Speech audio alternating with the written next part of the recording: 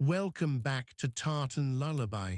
I'm Archie, and tonight there's a long, quiet story waiting for you. Before we begin, take a moment to settle in. Find your pillow. Soften your shoulders. Let the day go. Tartan Lullaby tells slow stories of Scotland. Real places, real years, real people, told gently enough to fall asleep inside. There's no music tonight, and no need to follow every word. If you drift off in the first few minutes, the rest will play on quietly without you. That's how it's meant to be. If these stories are a quiet corner you find yourself returning to, a subscription would mean a great deal, and it helps us keep making them. The artwork you see throughout tonight's story is available as a print in our Etsy shop, if you'd like to bring a little of Scotland onto your walls. When you're ready, close your eyes and we'll begin. Tonight, the Isle of Skye, ancient Scotland, Phantom Piper of Skye. This is Tartan Lullaby, sleep history from Scotland. The sky above the Trottenish Ridge is the colour of cold ash. It is not yet light. The stars to the west are still sharp above the black outline of the Wartenish Peninsula. The air sits heavy and still over the sea loch at Portree, and the surface of the water does not move. There is no wind at this hour. The ridge itself runs for nearly 30 miles along the eastern spine of the island. At its northern end, the rock formations known as the Quiraing rise in broken columns and tilted slabs. The Quiraing is not a pleasant place in darkness. The basalt pinnacles stand silent above the scree, and the grass on the lower slopes is wet from the night. Nothing moves up there at this hour except the occasional sheep, pale and indistinct against the grey rock. Below the ridge, the ground descends westward toward the broad valley that runs through the interior of Trottenish. Small streams run off the hillside. They have run all night, and they will run all day. The sound of them is constant and low. It is the oldest sound on the island, older than any settlement, older than any track cut through the heather. The settlement at Uig sits near the head of its bay on the western coast of the Trottenish Peninsula. The bay curves in a wide arc, and the water inside it is calmer than the open sea beyond the headlands. At low tide, the foreshore is exposed, dark with wrack and bladder weed.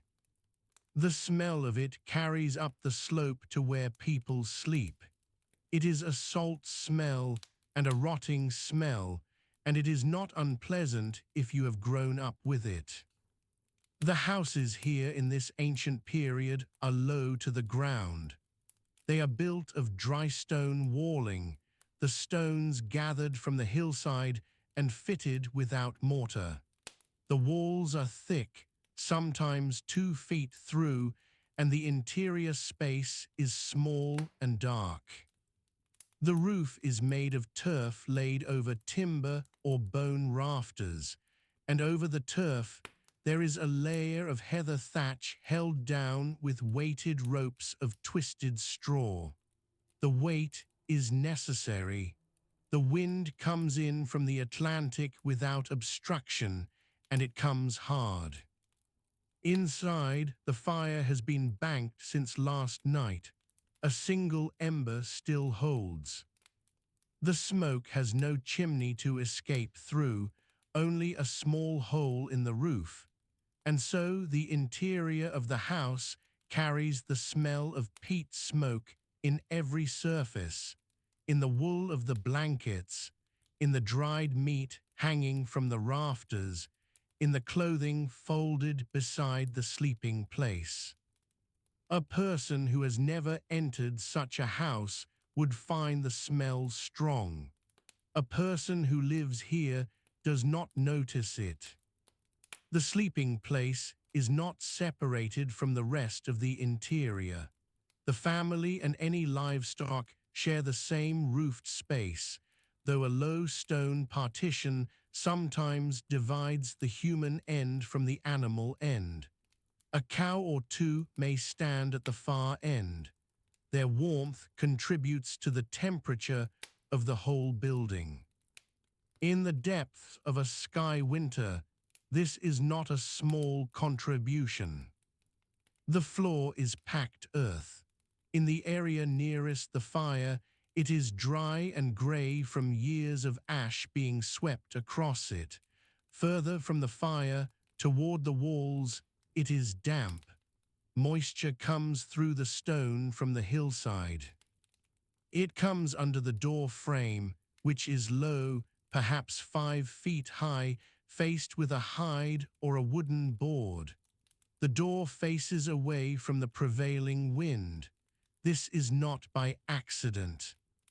The first light of dawn arrives not from the east in any dramatic way, but as a slow, general lightening of the sky. The darkness becomes grey. The grey becomes something less certain. Out over the Minch, the water begins to separate from the sky. The outer Hebrides are not visible yet, though on a clear afternoon they can be seen from the higher ground above Uig, a dark line on the water, perhaps 20 miles to the west. The sound of birds begins before the light is truly established.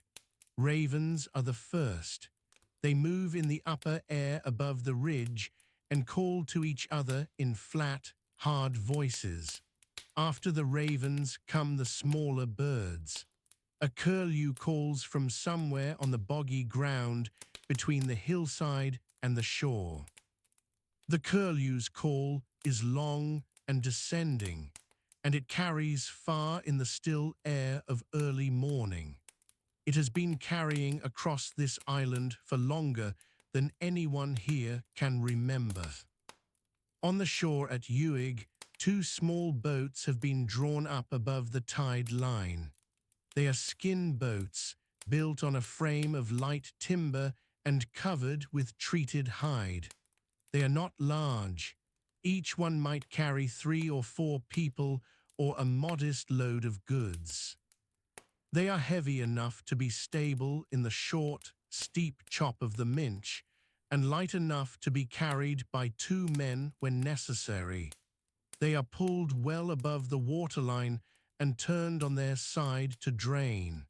They have been there since yesterday evening. The boats belong to men who fish and who sometimes make the crossing to the outer Hebrides. The crossing is not undertaken lightly. The Minch at its narrowest is still 15 miles of open water, and the tides run strong through it. The men who make that crossing know the tides by memory. They know the weather signs. They have been taught these things since childhood. Out on the southern part of the island, the ground changes character. Below the Black Cuillin, the landscape is harder and more broken. The Cuillin Ridge runs roughly north to south in the interior of the island, and its peaks reach above 2,000 feet. The rock is gabbro, a dark igneous stone that is coarse and rough to the touch. It holds the cold well into the spring. Snow patches survive in the north-facing corries sometimes until July. The glens that run off the Cuillin carry rivers down toward the sea locks. Glen Brittle opens westward toward the sea. Glen Sligachan cuts north from the foot of the main ridge. These glens were settled not at the mountain end, but at the lower end, where the ground was flatter and the soil, such as it was, might support a small amount of cultivation. The upper glens were used for summer grazing. They were not places where people lived through the winter. Near the coast at Brackadale, the land flattens out into a broader peninsula facing the sea loch of the same name. The loch is wide and sheltered by a scatter of small islands.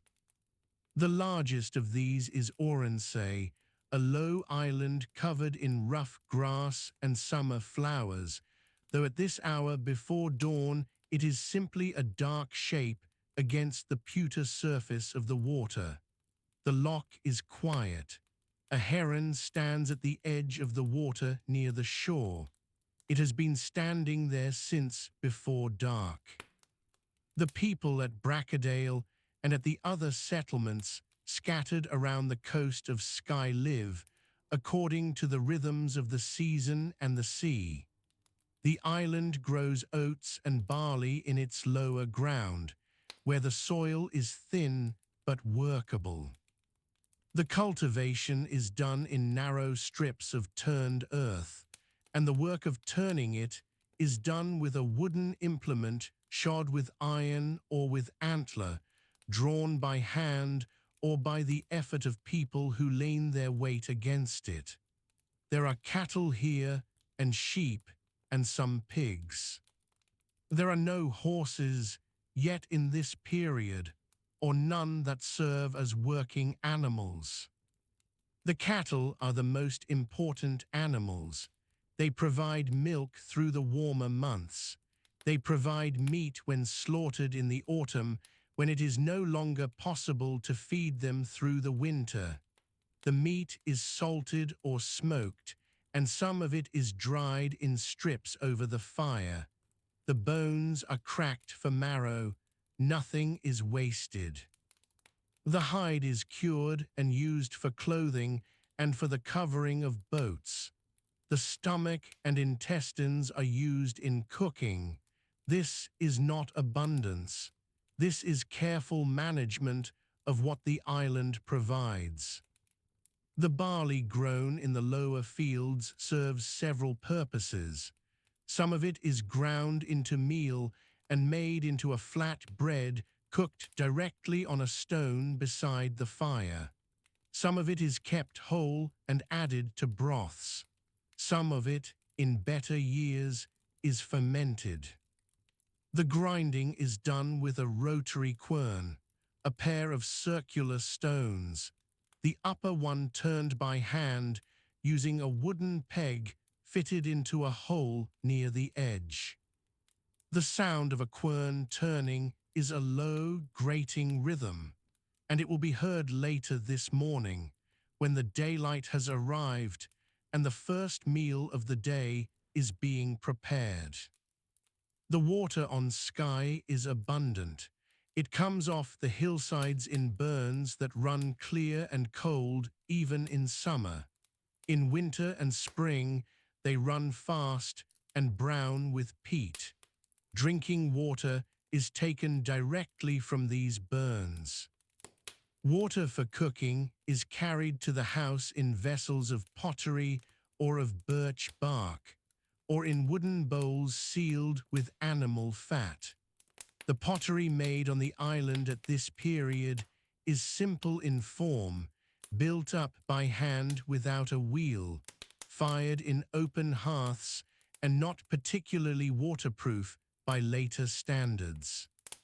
It chips easily and cracks in frost.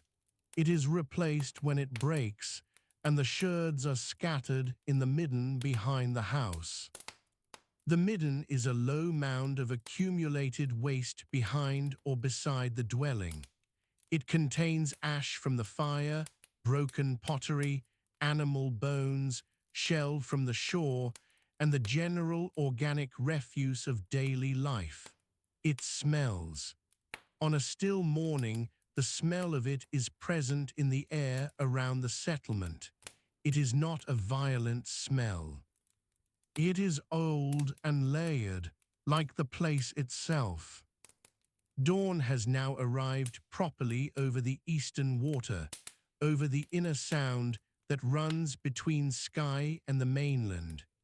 The mainland hills are visible in the early light across the sound. The nearest of them are the hills above Applecross, a peninsula on the Ross-shire coast, perhaps 5 miles from the Skye shore at its closest point. On a clear morning, the detail of the Applecross hillside is visible from the Skye coast, the dark line of the tree line above the shore, the pale scree higher up. The two coasts face each other across the sound and have always done so. On the Skye side of the sound, the coast runs in a complicated series of headlands and small bays between Kyleakin in the south and the broader opening of Loch Aynort further north. The tidal currents in the Kyle Akin are strong.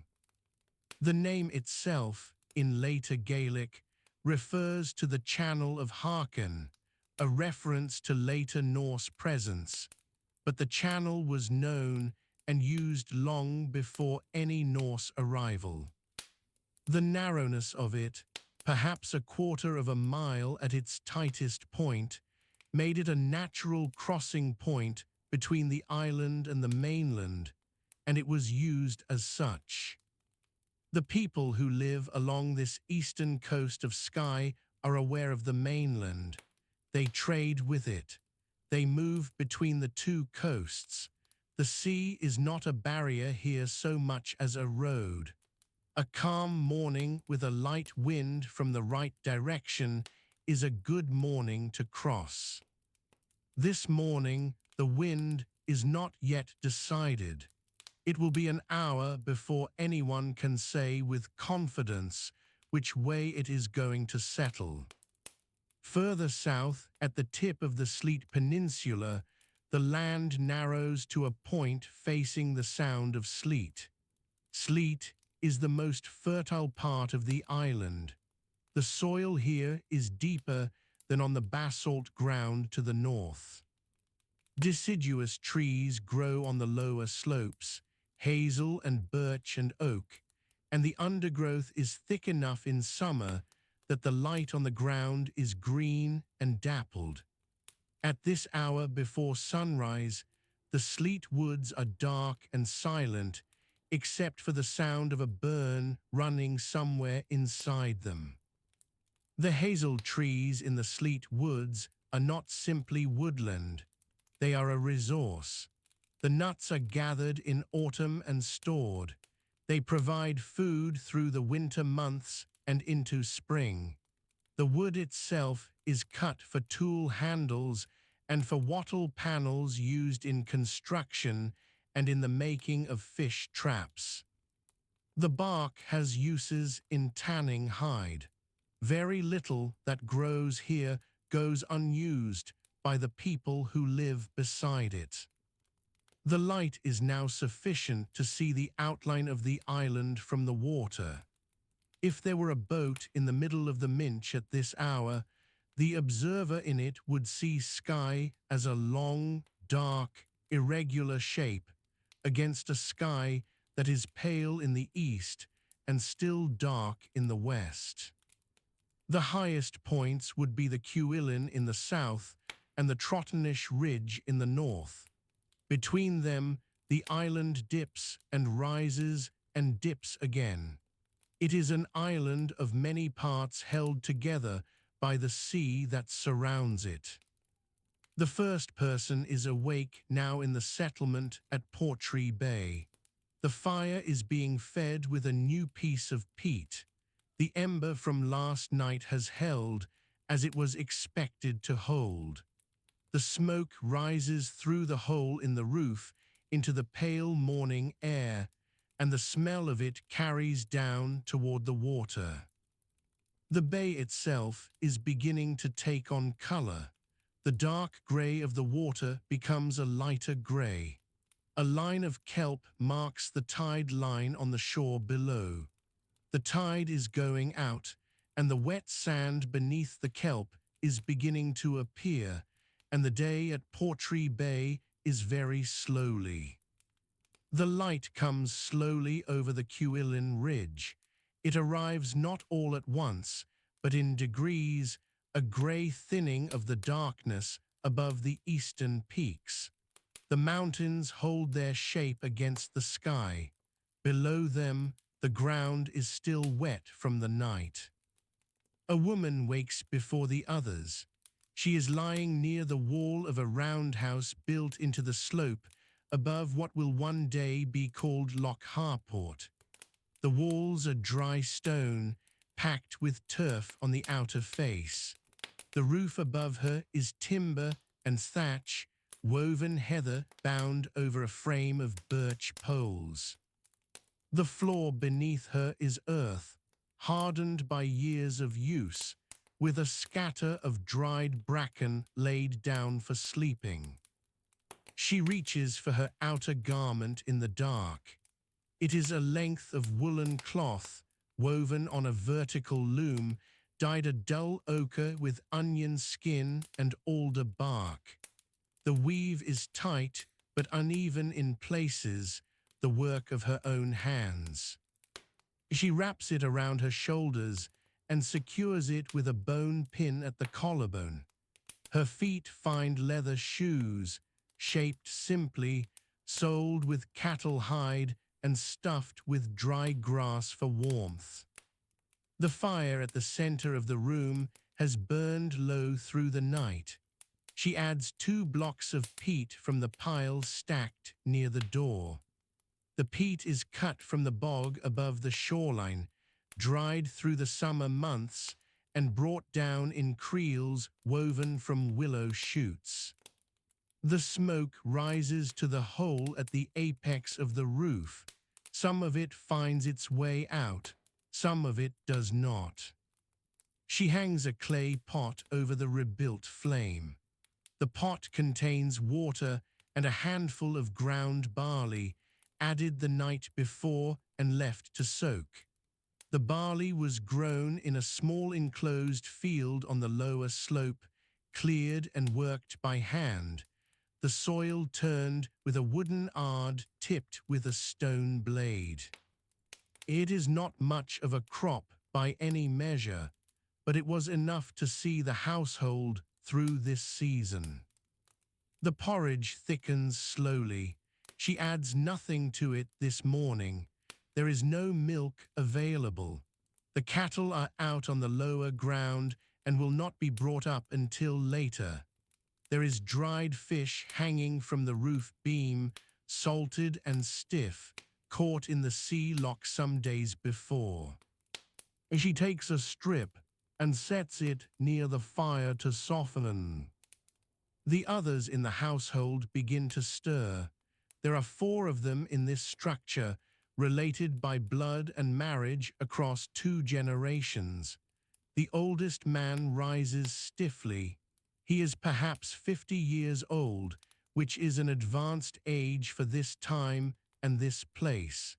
His joints give him trouble in the cold months. He moves to the fire and crouches beside it, warming his hands. His tunic is belted wool, reaching to the knee, worn over a linen undershirt made from flax grown in a small plot on the south-facing side of the enclosure. He drinks some water from a wooden vessel. It is a cup hollowed from a section of alder trunk, smoothed on the inside by long handling. The water came from a spring further up the slope, carried down in a clay vessel the evening before. He does not speak. There is nothing yet to say. Outside, the sky has lightened enough to show the outline of the hills. The land between the roundhouse and the water is a mix of rough grazing, wet ground, and low scrub. There are alder trees along the burn that runs down to the shore. The birch woodland behind the settlement climbs some way up the slope before the trees give out, and the open moorland begins. There are no roads here. There are tracks, worn into the ground by years of foot traffic and the movement of animals, but nothing that has been built or engineered. The older man takes his tools from the corner of the room and moves toward the door. He carries a flint-bladed knife in a simple leather sheath tied at his belt. He also carries a wooden adze with a polished stone head, hafted with a length of seasoned oak. He has spent much of the past month working on a dugout boat, hollowed from a single oak trunk hauled up from the woodland to the south. The work is slow and requires patience. He has done it before, twice in his lifetime. The boat lies upturned on the shore, roughly a third of the way through its construction. The trunk was selected for straightness and girth. The hollowing is done by controlled burning and scraping, the charred wood removed with the adze and with flat stone scrapers. It is precise work, even if the tools appear crude to a later eye. The walls of the hull must be thick enough to hold together in the water, but thin enough not to swamp with their own weight. He walks down to the shore in the early light. The distance from the roundhouse to the water is perhaps 400 paces. The path descends through rough ground, past a small animal enclosure made of stacked stone, past the barley field, and down to the flat ground near the water's edge. The loch is calm this morning. There is no wind yet. The surface holds the pale sky in reflection. A younger man follows him down. He is perhaps 22 years old, broad through the shoulders, with calloused hands from years of physical work. His outer garment is pinned at both shoulders with bone pins and falls to mid-thigh. Beneath it, he wears a simple wrap of undyed wool. He has no shoes this morning. The ground is cold, but he does not appear to notice it. His work today will be different from the older man's work. He is responsible for the livestock. There are 6 cattle on the lower ground, kept on the flat near the water where the grass is better. There are also a small number of sheep on the higher slopes, hardy animals with coats closer to the wild than to any later domesticated breed. He will check the cattle first, then move the sheep to a different grazing area further along the ridge. The cattle provide more than meat and milk. Their hides are worked into leather for shoes, belts, bags, and straps. Their bones are split for marrow and then shaped into tools and needles. Nothing is wasted. The decision to slaughter an animal is not taken lightly. It is done with consideration of the season, the condition of the animal, and the available stores of food.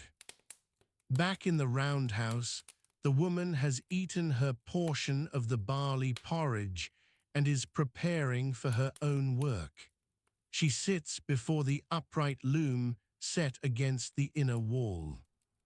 The loom is made of 2 vertical poles fixed to the ground, with a crossbeam at the top from which the warp threads hang, weighted at their lower ends with fired clay loom weights. Some of these weights are smooth and round, worn by long use. Others are newer, still rough on one side where they were pressed from clay and dried.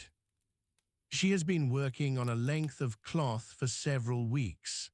The weft thread passes through the warp with a flat wooden shuttle. The pattern is simple, a plain tabby weave, though she knows how to introduce a twill should the cloth require more body. The wool has been cleaned, carded with a toothed comb made from bone, and spun on a drop spindle weighted with a round clay whirl. All of this work preceded the weaving itself by some weeks. The thread she uses this morning is undyed. It is the natural grey-brown of the sheep's own fleece. Dyeing is possible and practiced, but it requires plant materials and time, and not every length of cloth receives the treatment. The undyed cloth will go toward a working garment. The dyed cloth, finished with a smoother weave and a tighter edge, is kept for other purposes. A child in the household, a girl of perhaps 8 years, has been given a task. She carries a wooden bowl outside and walks up the slope behind the roundhouse to where a ewe has been pennied overnight. The ewe has recently given birth. The lamb is still small. The girl's task is to check the animal and carry back whatever milk she can draw into the bowl. She does this without being told. It is simply part of the morning. The girl wears a short woolen dress belted at the waist with a strip of leather. Her hair is loose. Her feet are bare. She moves quickly over the rough ground, familiar with every dip and stone in the path. She has walked this particular route every morning since late spring. On the shore, the older man has built a small fire near the boat. He heats a flat stone in the flame and then uses it to char the inner surface of the hull in a controlled area. The char is scraped away with a stone tool while it is still warm. The process removes perhaps a finger's width of wood with each application. He works methodically, moving along the hull in sections. The sound of the scraping carries in the still morning air. It is a dry, rhythmic sound. The lock is quiet behind him. A heron stands on a flat rock at the water's edge, motionless. Gulls move along the shoreline further out, picking at the tide rack. The tide here is modest compared to the Atlantic coast to the west, but it is still present, and the line of dried weed and shell marks the night's high water.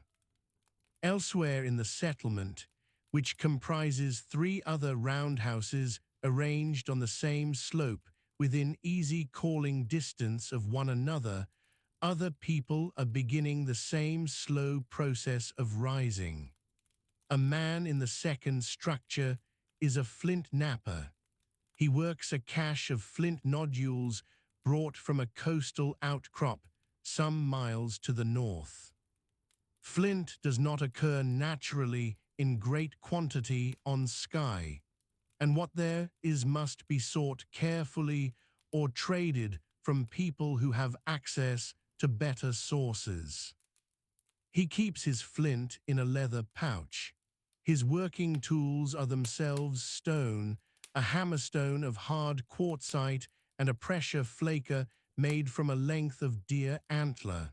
He works seated, the flint resting on a pad of folded leather on his knee. The napping produces sharp flakes with each controlled strike. Some of these flakes are used directly as blades without further shaping.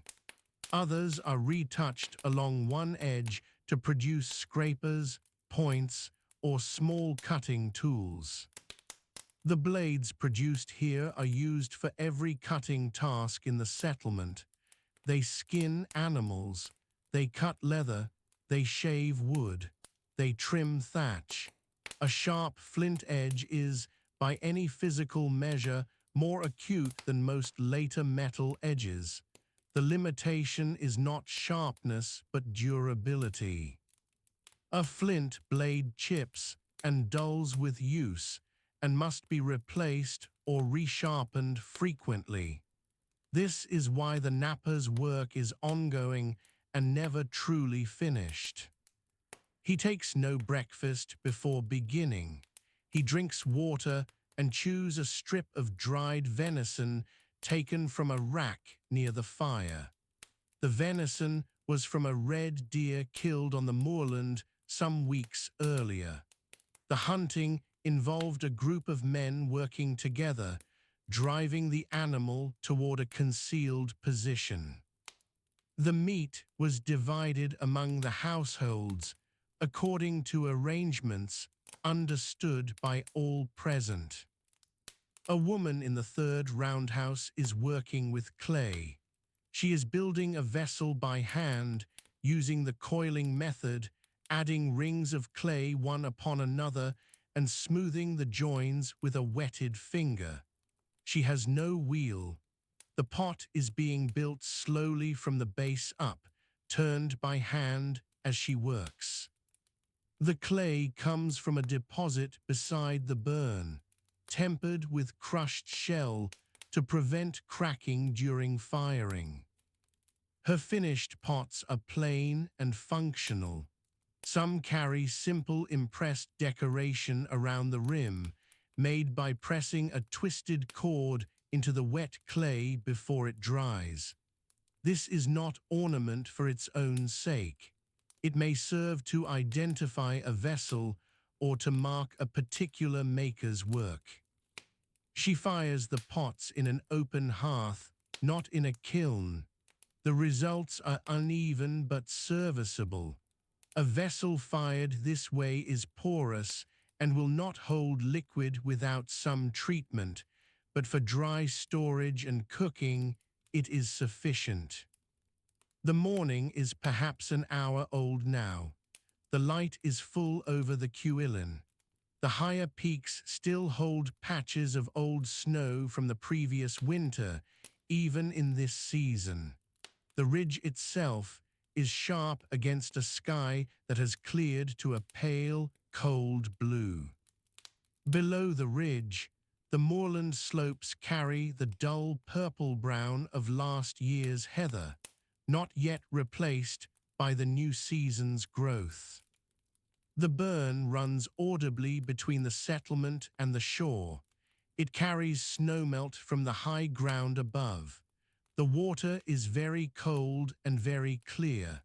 People in the settlement use it for drinking, for cooking, for softening clay, for rinsing hides. It is the most reliable constant of daily life in this place, more dependable than the weather, more consistent than the seasons of growth and harvest. The young man with the cattle has reached the lower ground by now. He stands at the edge of the flat pasture and counts the animals. 6 cattle are present and accounted for. One of the cows is heavy, with a calf not yet delivered. He watches her for a few moments before turning his attention to the condition of the ground. The grass is short, but the morning mist sits low across Loch Portree. The water is flat and grey. A few wooden boats rest at the stone quay, their hulls dark with salt and age. It is the early 19th century on the Isle of Skye. The population is large and spread thin across the land. Most people live by a combination of things: a small plot of ground, a few animals, and the sea. But the work that defines this island more than any other in these decades is the keeping of black cattle. The cattle are small and dark. Their horns curve forward slightly. They are hardy animals, bred over centuries to survive the wet ground and the thin grass of the Hebrides. A crofting family might keep 4 or 5. A tacksman holding land from the chief might manage 100 or more. The year moves around the cattle. In late spring, the animals are driven up to the sheilings. These are the high summer grazings, the rough upland pastures that sit above the townships. On Skye, the sheelings lie inland from the coast, up beyond the lower fields, sometimes an hour or more on foot from the home settlement.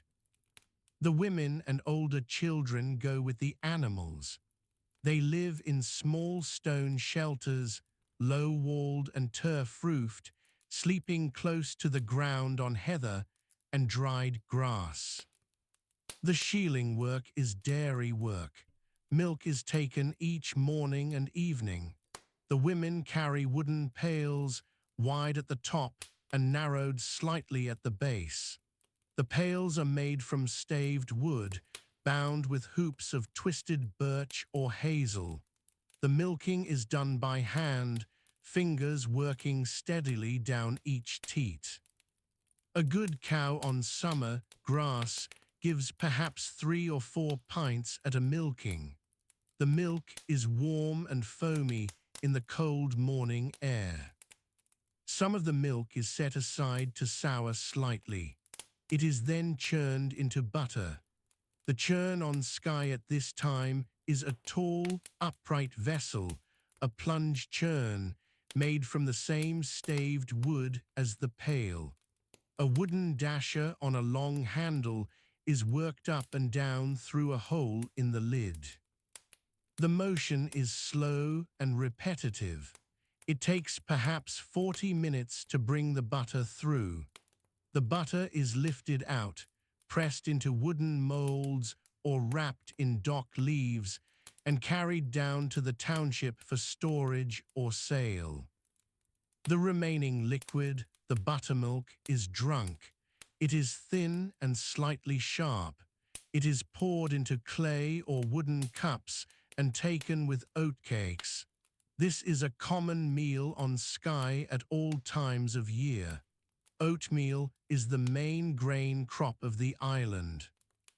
It is grown in the lazy beds, the raised cultivation ridges that run across the lower ground near the townships. The lazy beds are not lazy at all. They are built by hand each year.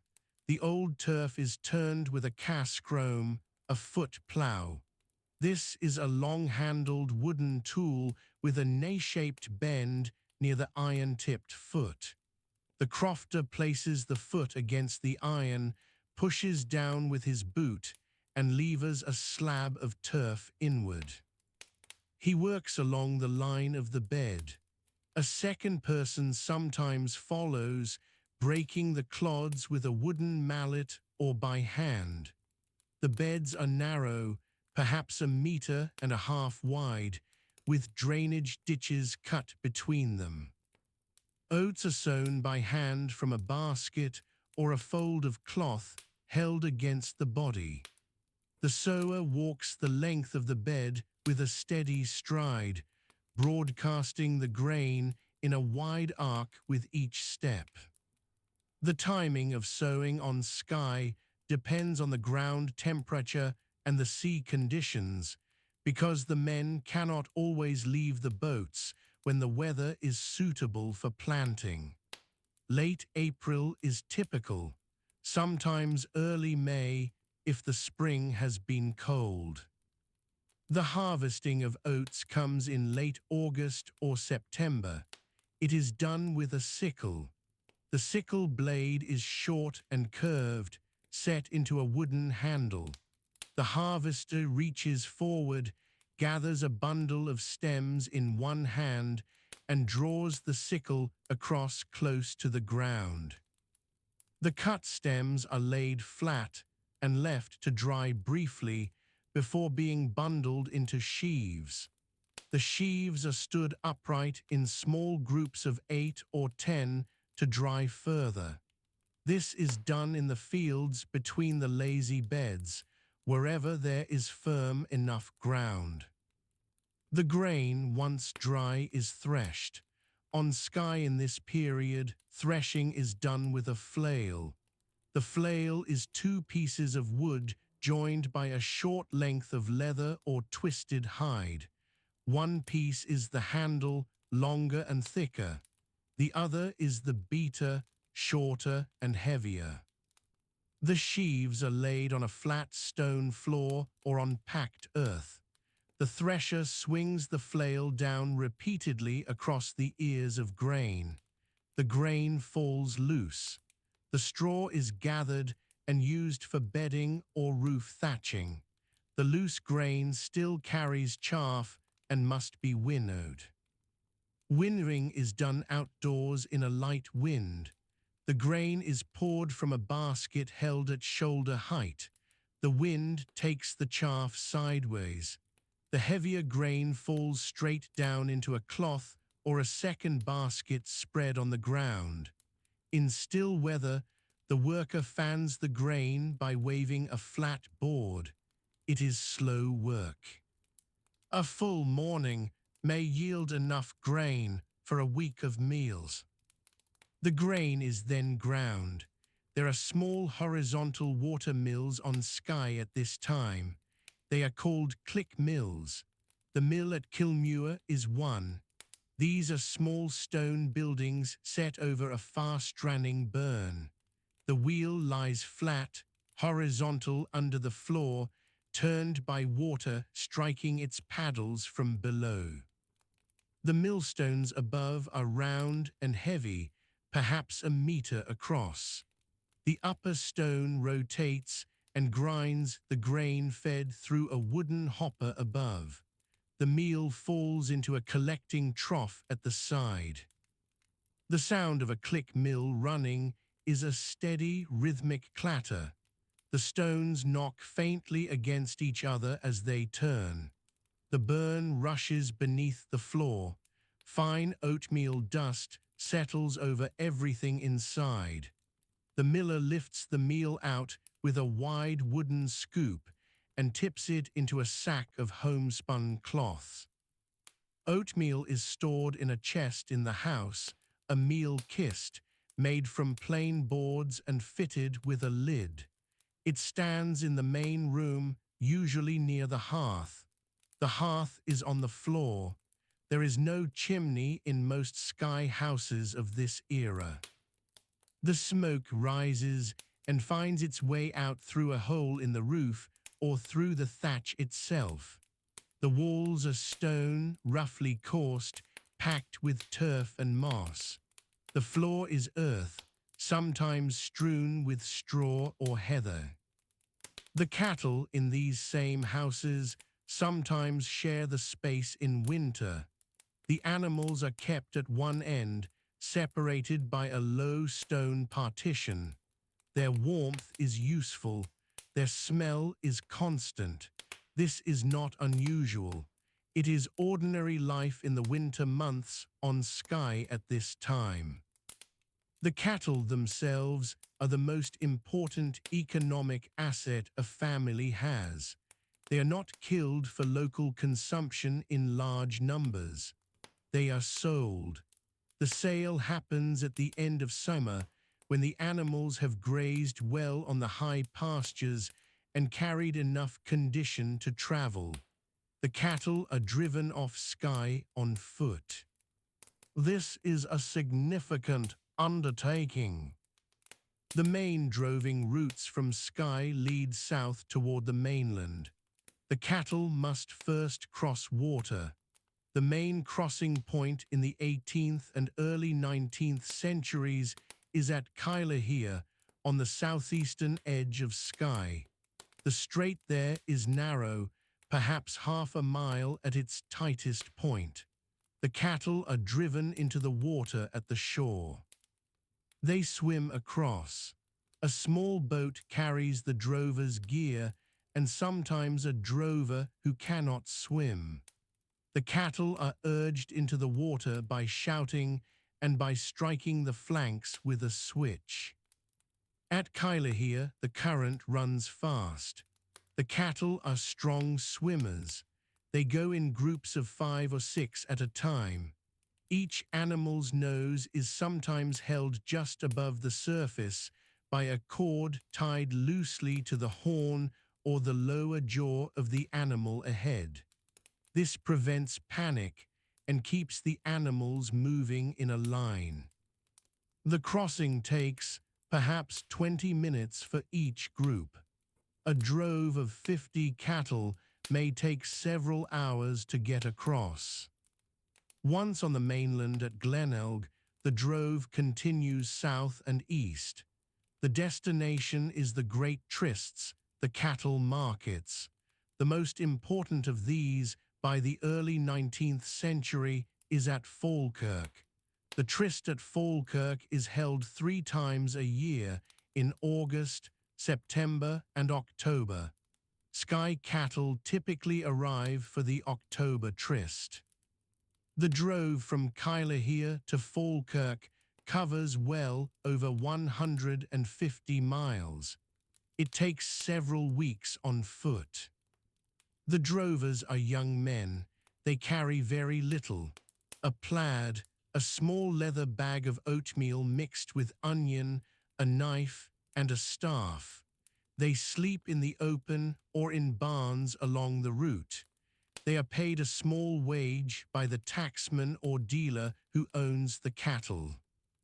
The drove moves slowly, no more than 10 or 12 miles a day, to keep the animals in good condition.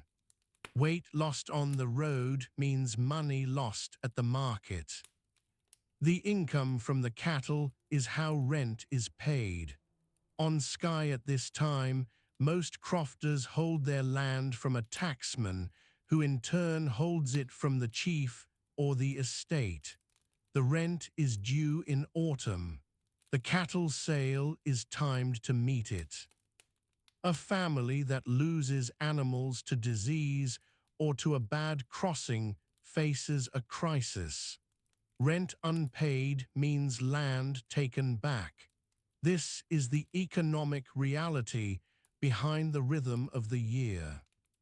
Back on the island, the fishing gives another layer of income and food. The herring are important. The summer herring season brings boats out into the Minch and along the eastern coast of Skye. The harbour at Portree is the main centre. In the late 18th and early 19th centuries, the herring fishing on the west coast is expanding rapidly. Government bounties are paid on barrels of cured fish. This draws boats and curers to the island. The boats used on Skye at this time are open or half-decked wooden vessels. The most common type in these waters is a large open rowing boat, sometimes fitted with a lugsail. It carries 4 to 6 oars.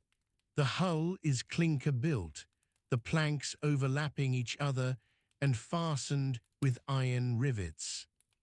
The timbers are oak where possible, though pine and fir are also used.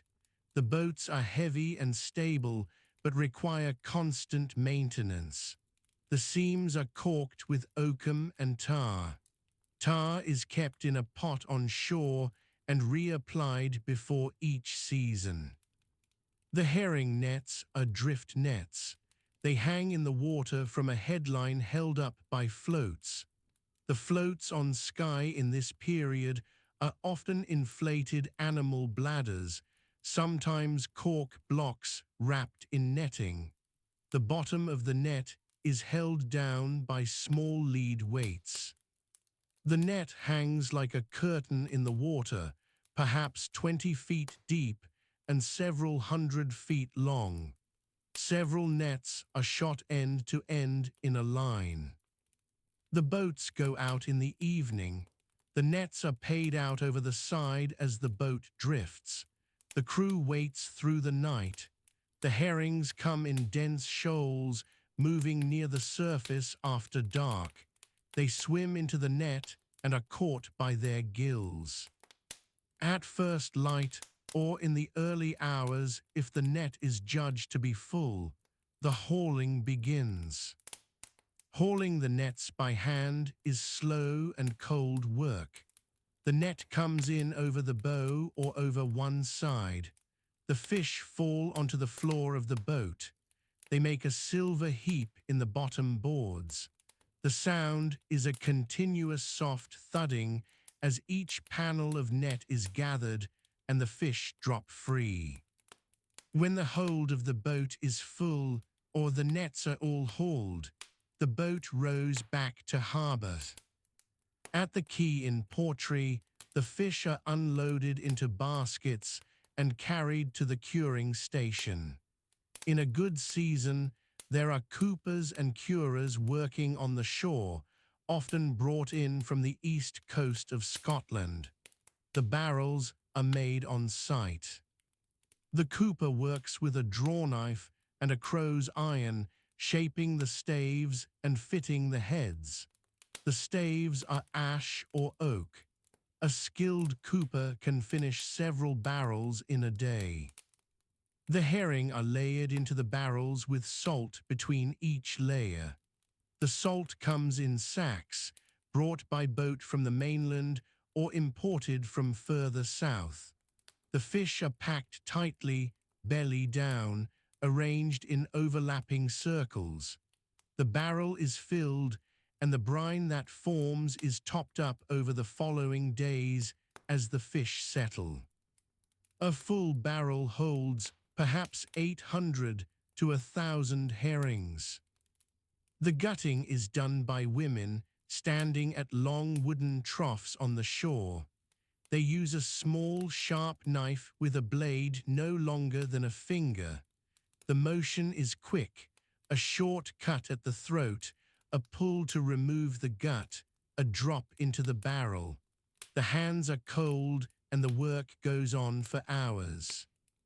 The smell of fresh herring and brine and wood smoke from a nearby fire sits over the whole shore. By mid-morning, the first boats are already back at the quay, and the second load of fish is being carried up from the water's edge. The fire has been burning since before dawn. It sits in the center of the floor, a shallow pit lined with flat stones, and the smoke rises slowly toward a hole in the roof above. There are no windows. The light inside comes only from the flames. This is a roundhouse. It stands on a low ridge above the shoreline, somewhere along the western coast of what we now call Skye. The walls are thick. They are built from 2 skins of dry stone, and the gap between them is packed with rubble and earth. In places, the walls are nearly 2 meters wide. They have to be. The wind off the Minch in midwinter would pull apart anything less solid than this. The roof sits low over the walls. It is a frame of timber, usually driftwood or birch, lashed together and then covered with turf and heather thatch. The weight of the roof presses down onto the walls and holds everything in place. There are no nails. There are no metal fittings of any kind in most of these buildings. Everything is tied, wedged, or balanced. The roof leaks a little always. The floor beneath it is hard-packed earth and clay. Inside, the space is roughly circular. The diameter of a typical roundhouse on Skye might be 8 or 9 meters across the interior. That is not a large space for an extended family. 4 adults, several children, and sometimes the youngest or most vulnerable of the livestock all share this single room through the coldest months of the year. There is no division of space by walls. Life happens in one room. The hearth is the center of everything. Cooking, warmth, light, and the drying of wet clothing all happen within a few feet of that stone-lined pit. The fire is never allowed to go out if it can be helped. Relighting it is difficult. Keeping it alive through the night means banking it with peat before sleeping, so that the embers are still glowing by morning. Peat is the main fuel here. It cuts cleanly from the bog, it dries slowly in the summer air, and it burns long and low and hot. Around the fire, the floor is arranged with purpose. Sleeping areas are toward the walls, away from the direct heat but still warmed by it. The bedding is heather. Fresh heather, cut short and laid deep, makes a resilient and surprisingly comfortable mattress. It is placed directly on the ground or on low platforms of stone and timber. Animal skins are laid over the heather. Cattle hides, sheep fleeces, and in some households, the pelts of deer or seal provide warmth through the night. A family sleeping together under these skins would be warm enough, even when frost gathered on the outer face of the walls. There is a storage area too, usually against one section of the curved wall. Clay pots of different sizes sit here. Some hold dried grain, barley mostly. Barley is the staple crop of early Skye. It is hardier than wheat and will grow in the thin, acid soils of the island even in a poor year. The grain is stored dry, and the pots are lidded with flat stones or pieces of bark to keep out moisture and mice. Beside the pots, there may be wooden bowls and simple ladles carved from alder or willow. There are no shelves. Everything sits at floor level. The cooking is straightforward. The most common method is boiling. A clay pot or a wooden vessel is filled with water and placed near enough to the fire to heat. Stones are sometimes taken from the edge of the fire and dropped into the water to bring it to temperature faster. Barley goes in, along with whatever else is available. Kale and other leafy plants grow close to the house during the warmer months. Onions, leeks, and wild garlic are gathered from the hillsides and the damp ground near streams. Fish are plentiful. The waters around Skye in this period are rich with herring, cod, and saithe. Shellfish are gathered from the rock shores. Limpets in particular are eaten in large numbers, especially in the later months of late winter and early spring. Meat is eaten, but not every day. Cattle are the most valuable animals a family owns. They are not killed lightly. A cow slaughtered in autumn provides a large amount of meat, and much of it is preserved. Salting and smoking are both used. Strips of beef or mutton hung in the rafters of the roundhouse slowly cure in the peat smoke that never fully leaves the interior. The smell of a roundhouse is strong and complex. Smoke, animal dung, unwashed wool, damp earth, and the faint sweetness of dried heather all mix together. To the people who live here, it is simply the smell of home. Sheep provide more than meat. Their milk is used, and their fleece is the basis of the clothing worn by everyone in the household. Wool is spun by hand using a simple drop spindle. This is work done by women and older girls, and it happens throughout the day whenever hands are free.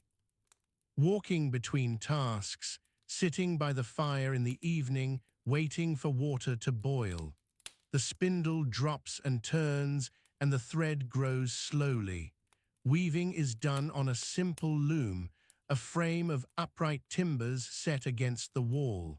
The cloth produced is coarse and heavy. It is dyed with plants gathered from the hills and shoreline. Weld woad and lichens scraped from coastal rocks all give colors to the wool. The resulting cloth is mostly in shades of brown, dull yellow, and a range of greens and greys. Clothing is practical and simple. Men and older boys wear a long tunic reaching to mid-thigh, belted at the waist, and a heavier cloak or wrap for outdoors. Women wear a longer tunic, also belted, and wrap themselves in the same heavy wool against the cold. Shoes are leather, cut simply from cattle hide and laced onto the foot with thin thongs. Many people go barefoot through the warmer months. Children wear smaller versions of adult clothing. There is no distinction in style between what a child wears and what an adult wears. Only the size differs. Children are part of the working household from early on. A child of 5 or 6 will be watching the younger children, carrying water, gathering fuel, or helping to herd the animals onto the hill pasture in the morning. There is no formal education. Learning happens by watching and by doing. A boy of 10 knows how to read the weather, how to find his way across the moor by landmark, and how to gut and clean a fish.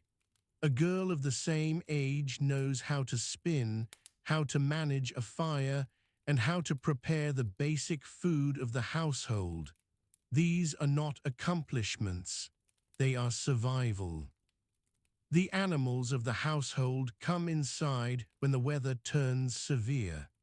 Cattle, sheep, and sometimes goats occupy one end of the roundhouse interior. The body heat of the animals adds warmth to the space, and their presence during the night means they can be monitored for signs of illness or difficulty in labor. The floor at the animal end of the house is raked out periodically and the dung composted near the building. This composted material is spread on the small enclosed fields nearest the house each spring to improve the thin soil. Nothing is wasted. Water is fetched daily from the nearest stream or spring. On Skye, fresh water is rarely far away. The island has countless small burns running off the hills, and the rainfall is heavy enough that standing water in bogs and hollows is common throughout the year. Water is carried in clay pots or in wooden vessels bound with thin strips of willow. There is no indoor water supply of any kind. Washing is minimal, done at the stream when conditions allow. Personal cleanliness is a practical matter of what is possible rather than what is preferred. The roundhouse stands within a small cluster of similar buildings. These are not isolated farmsteads in most cases. Families live in loose groupings, sometimes 3 or 4 related households within a short distance of each other. Shared labor on the land, shared management of animal herds, and mutual support through illness or a failed harvest all depend on this proximity. The land around the settlement is worked in a particular way. The ground closest to the houses is cultivated most intensively. Barley and some oats are grown in small plots, turned by hand with simple wooden and antler tools. Further out, the rougher ground provides rough grazing for cattle and sheep through the summer months. In summer, the cattle are driven to higher ground. This practice, moving animals to upland pasture during the warm season and returning them to the valley before the first hard frosts, is a fundamental rhythm of life on Skye. Some members of the family, often the young men and older children, travel with the animals and live in temporary shelters on the hill pasture for weeks at a time. These are simple structures, low walls of turf with a rough roof, occupied only seasonally. The main roundhouse is left to the older family members and the youngest children during this period. The night settles early in winter. By mid-afternoon on a December day, the light on Skye is already failing. The family draws closer to the fire. The day's main meal is eaten in the evening. It is eaten from wooden bowls, using fingers and simple wooden spoons. There are no metal utensils in ordinary households. Iron is known and valued but scarce. A knife is the one metal object most adults carry. It is used for everything from butchering meat to cutting rope to scraping hides. A good iron knife is kept sharp, kept dry, and passed on through generations. After the meal, the fire is built up slightly and people settle towards sleep. The youngest children fall asleep first, tucked against the warmth of the adults beside them.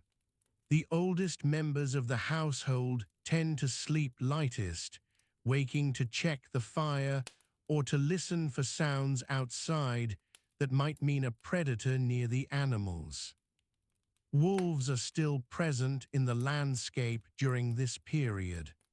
They do not come into settlements easily, but they take livestock from the margins of the hill pasture, particularly in late winter when their own food is scarce. The roof overhead creaks in the wind. Outside, the sound of the sea is constant on Skye. The island is never more than a few miles from salt water, and the prevailing westerly winds carry the sound of waves almost everywhere on the island at almost any time of year. Inside the roundhouse, that sound is muffled but not absent. It is part of the background of every night. There are no decorations in the modern sense, but the interior of a roundhouse is not entirely bare. Small objects of personal significance are kept. A smooth river stone, a piece of carved bone, a string of amber beads brought from a trading contact far to the east. These objects sit at the edge of the sleeping area or are stored carefully in a fold of cloth. Amber in particular moves great distances in this period, passing from the Baltic coast westward through networks of exchange that connect communities across what is now Northern Europe. A bead of amber on Skye in the early Iron Age is evidence of connection to a wider world, even if that world is never directly seen. The household rises before full light. In summer, that means rising very early. In winter, it means rising into cold and darkness, prodding the banked fire back to life and beginning the first tasks of a new day. Water is fetched. Animals are checked. Grain is ground. The grinding is done on a saddle quern, a flat lower stone, and a smaller upper stone rubbed back and forth by hand. The flour produced is coarse and grey. Mixed with water, it becomes a thick paste cooked directly on a flat hearthstone. This is the morning food. It is dense and filling, and it takes less than an hour to prepare from the first grind to the last mouthful. The seasons shape everything. Spring is the most anxious time. Winter stores are low. The cattle are thin. The first green shoots on the hillside are watched for carefully. Summer is the season of relative abundance, when fish are plentiful and the landscape provides more freely. Autumn is the season of preparation. Animals are assessed for the winter. Those that cannot be fed through the cold months are slaughtered and preserved. The grain harvest, small as it usually is on these difficult soils, is gathered and stored. Every household is calculating how much it has and how long it must last. The walls of the roundhouse have been repaired many times. A crack in the outer skin is filled with smaller stones and clay mortar. The thatch is replaced in sections as it rots. The floor is relaid in areas where damp has softened the clay. The building is not a permanent structure in the way a stone church or a castle will later be understood. It is a living thing, constantly maintained, constantly adjusted. A family might inhabit the same spot for several generations, rebuilding the house around the same hearth, reusing the same foundation stones, keeping the same orientation toward shelter from the prevailing wind. The last light leaves the western hills around 9 in the evening in early summer on Skye. The sky holds a pale grey-green color for a long time after. The land does not go fully dark. People who lived here 1,000 years ago knew that particular half-light well. They worked by it, walked by it, and found their way home across the wet ground by it. Skye sits in the Inner Hebrides, roughly 50 miles long and 25 miles wide at its broadest point. The Cuillin Ridge runs along the southwest interior. The Trottenish Peninsula stretches north.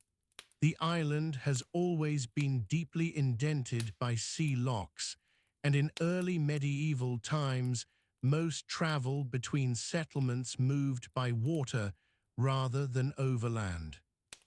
The tracks that existed were narrow, often boggy, and difficult after rain. Rain came frequently. The population in the centuries before and just after 1000 AD was scattered across the coastal townships. People lived close to the shore where the ground was more manageable and the sea offered food and connection to other places. Inland was harder country, useful for summer grazing but not for settled life. The townships were small. A cluster of a dozen or so families would share a stretch of workable land, a strip of shore, and access to the higher ground above. The basic unit of community life was the township, and within that, the household. Extended families lived close together. Brothers, parents, grandparents, cousins might all occupy neighboring buildings or share a single longhouse with divided sections. The walls were built from stone and turf. The roofs were thatched with heather, rushes, or straw, depending on what grew nearby. The floor was beaten earth. A central hearth burned peat, and the smoke rose through a hole in the roof rather than through a chimney. Peat was the fuel of the island. It was cut each spring from the moorland above the townships. Men worked in lines across the bog, each using a tool called a teasjaya, a long-bladed spade made specifically for cutting peat in vertical slices. The cut blocks were laid out flat on the moor surface to dry. After several weeks, they were stacked and later carried down to the township on the backs of people and animals. The cutting of peat was a communal activity. Neighbors worked together and helped those who had fewer hands available. The peat fire was not a luxury, it was the center of the house. It provided warmth through the long, wet winters. It dried clothing and bedding. It heated the iron pot that hung above it. Without it, the household would not survive the months between October and April. The fire was kept burning as continuously as possible. It was banked at night with a thick layer of ash to preserve the embers until morning. Cattle were the primary measure of wealth on Skye in the early medieval period. A family's standing could be read in the size of their herd. Cattle were kept close to the township in winter, often inside or adjacent to the longhouse, where their warmth helped insulate the living space. In early May, when the grass on the higher ground had grown enough to support grazing, the cattle were moved up to the summer pastures. This movement was called the transhumance. The young people of the township, often women and older children, accompanied the animals and stayed in small temporary shelters called sheilings for the summer months. The sheilings were simple stone and turf structures built on the higher ground. They were used season after season, repaired each year before occupation. Life at the sheiling was demanding but had its own rhythm. Milk was collected daily. Butter was churned. Cheese was made. The animals were moved between pastures to prevent overgrazing. People returned to the main township in September or October, bringing the cattle back before the winter storms arrived. This seasonal movement shaped the social calendar in ways that ran deeper than any official festival. The working week had a pattern, though not one marked by written records or formal schedules. Days began early. The cows were milked before the main meal of the day. Fishing began at first light when the conditions allowed. The fields, narrow strips called rigs, were worked in the morning hours. Women prepared food, carded wool, wove cloth, and managed the dairy. Men worked the rigs, tended the animals, repaired equipment, and fished. Children contributed from a young age. There was no sharp line between work and the rest of daily life. The rigs were cultivated using a plough called a cascrome, a foot plough, which was well suited to the rocky and uneven ground of the Hebrides. It was operated by a single person who used their body weight to drive the curved blade into the soil. This was slower than a horse-drawn plough, but far more practical on the steep and stony ground of Skye's coastal strips. Barley was the main crop. Oats were grown where conditions allowed. Both were ground using rotary quern stones, pairs of flat circular stones turned by hand, which were found in most households. The bread made from this grain was flat and dense. It was baked on a flat stone near the fire. The main meals included barley porridge, boiled fish, and dairy products. Shellfish were gathered from the shore. Seaweed was eaten and also used to fertilize the rigs. Seabirds and their eggs were taken from the cliffs in season, particularly on the northern headlands. Wild plants including nettles and sorrel added variety in spring. This was not an abundant diet, but it was a complete one, shaped by what the island produced through the year. The sea was not a boundary, it was a road. Boats called curraghs were used in the early period, built from wooden frames covered in animal hide. Later, clinker-built wooden boats became more common in the Hebrides following Norse influence. The Norse reached Skye in strength from the late 8th century and remained a presence through the 9th, 10th, and 11th centuries. Skye, known to the Norse as Skith, meaning the island of clouds, came formally under the Kingdom of Norway from 1098. The Norse left words in the place names, techniques in the boat building, and patterns in the settlement distribution that can still be traced.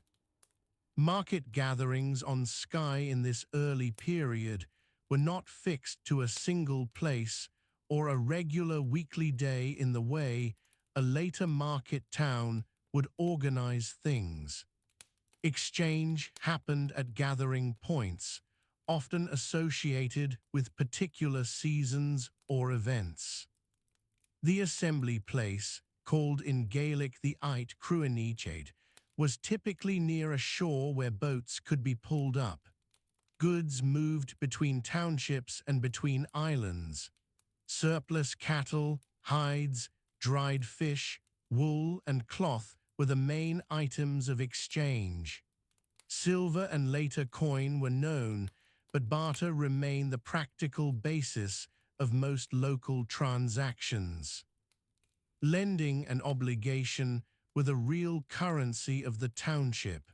A family who had a good harvest of barley shared with one who had not.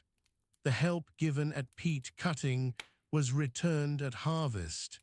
The sick and the elderly were provided for within the township and the extended kin group. There were formal obligations attached to lordship as well. The people of Skye owed duties of service and render to whatever lord held authority, whether a local Gaelic chief or a Norse jarl. This took the form of cattle, grain, fish, and labor on the lord's land. The Christian church arrived on Skye before the main period of Norse settlement. The monk Columba, who established his community on Iona in 563, sent influence northward and eastward through the islands. There is no firm record of Columba himself visiting Skye, though later tradition associates him with the island. What is clear is that small monastic cells and hermitages were established on Skye and the surrounding islands from the late 6th century onward. These were simple places. A stone cell, a small chapel, a garden plot, and access to water were all that was required. The early church in the Hebrides did not operate through a system of fixed parishes in the way that became standard in the 12th and 13th centuries. Instead, a wandering or community-based clergy served the settlements. Priests and monks moved between townships. They said the offices, administered the sacraments, and educated those who came to learn. The church also provided a social gathering function. The arrival of a priest was an occasion. People came from neighboring townships to hear Mass, to conduct transactions, to settle disputes, and to catch news from other parts of the island. The Columban Church observed a particular set of feast days that structured the year. The feasts of the major saints were known and observed. Columba's own feast day on the 9th of June was significant throughout the Hebridean communities. Easter moved with the lunar calendar. Christmas, known in Gaelic as Nollaig, was observed by the 11th century across the Christian parts of Scotland. These were not quiet or purely spiritual occasions. Feast days were social events. Work stopped. People gathered. Food that was not eaten on ordinary days appeared at the table. The nature of the celebration was shaped by what the season produced. The Feast of La Bealtaine, the 1st of May, had roots that ran older than the Christian calendar. It marked the beginning of summer and the movement of cattle to the high ground. Fires were lit on the hillsides. Cattle were driven between the fires, a practice understood as protective, guarding the animals against disease for the coming season. The feast of La Samhina at the start of November marked the end of summer. The cattle returned from the shearings. Weaker animals were slaughtered because there was not enough fodder to carry all of them through the winter. Meat was preserved by salting or drying. These two seasonal turning points, May and November, were as significant in the practical and social life of the island as any church feast. Sunday within the Christian township was a day of reduced labor. The heaviest agricultural work was not done. People gathered at the local chapel or at whatever place a priest was present.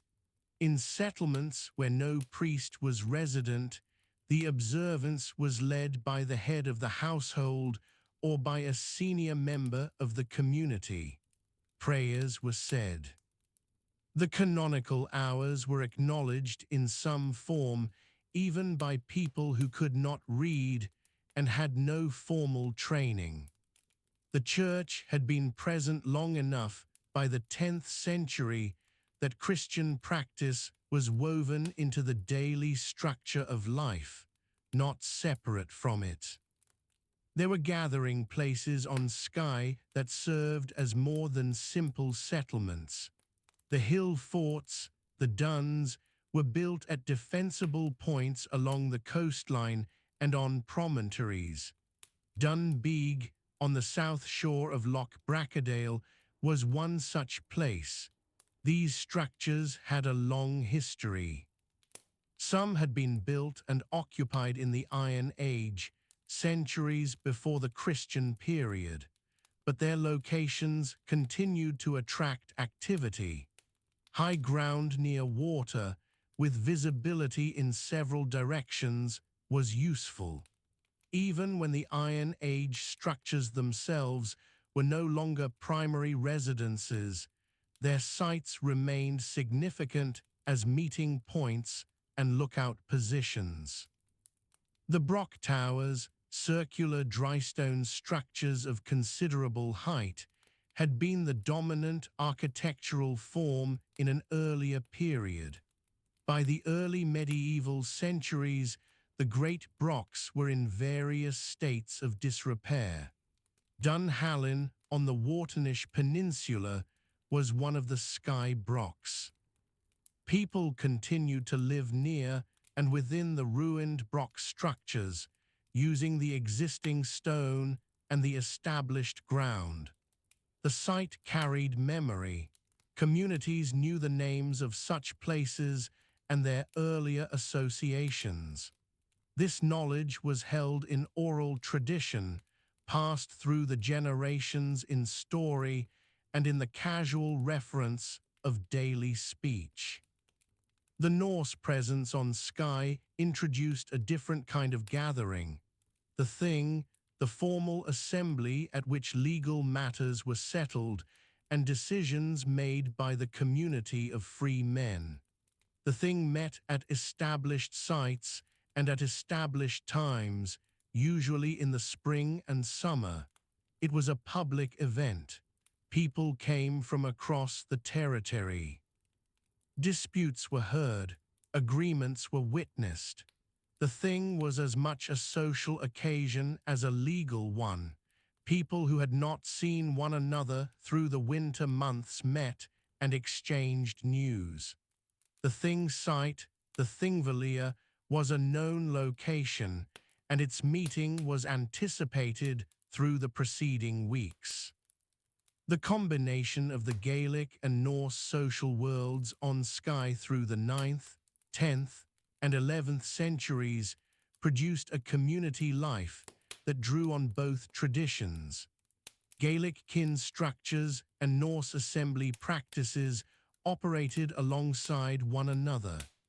The church was Gaelic in its Columban origin, but had to accommodate itself to a population partly Norse in culture and language. By the time the Kingdom of Norway formally ceded the Hebrides to Scotland under the Treaty of Perth in 1266, the island had already been living with this mixture for several centuries. The social rhythms of Skye at that point were neither purely Gaelic nor purely Norse. They were the product of long and daily. The last light of an autumn evening sits low over the Cuillin Ridge. The peaks catch it briefly, then let it go.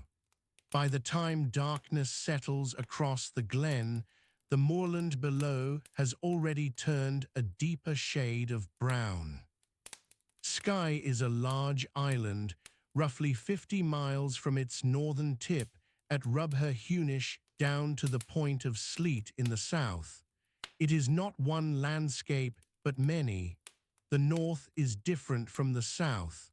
The west coast faces the open Atlantic.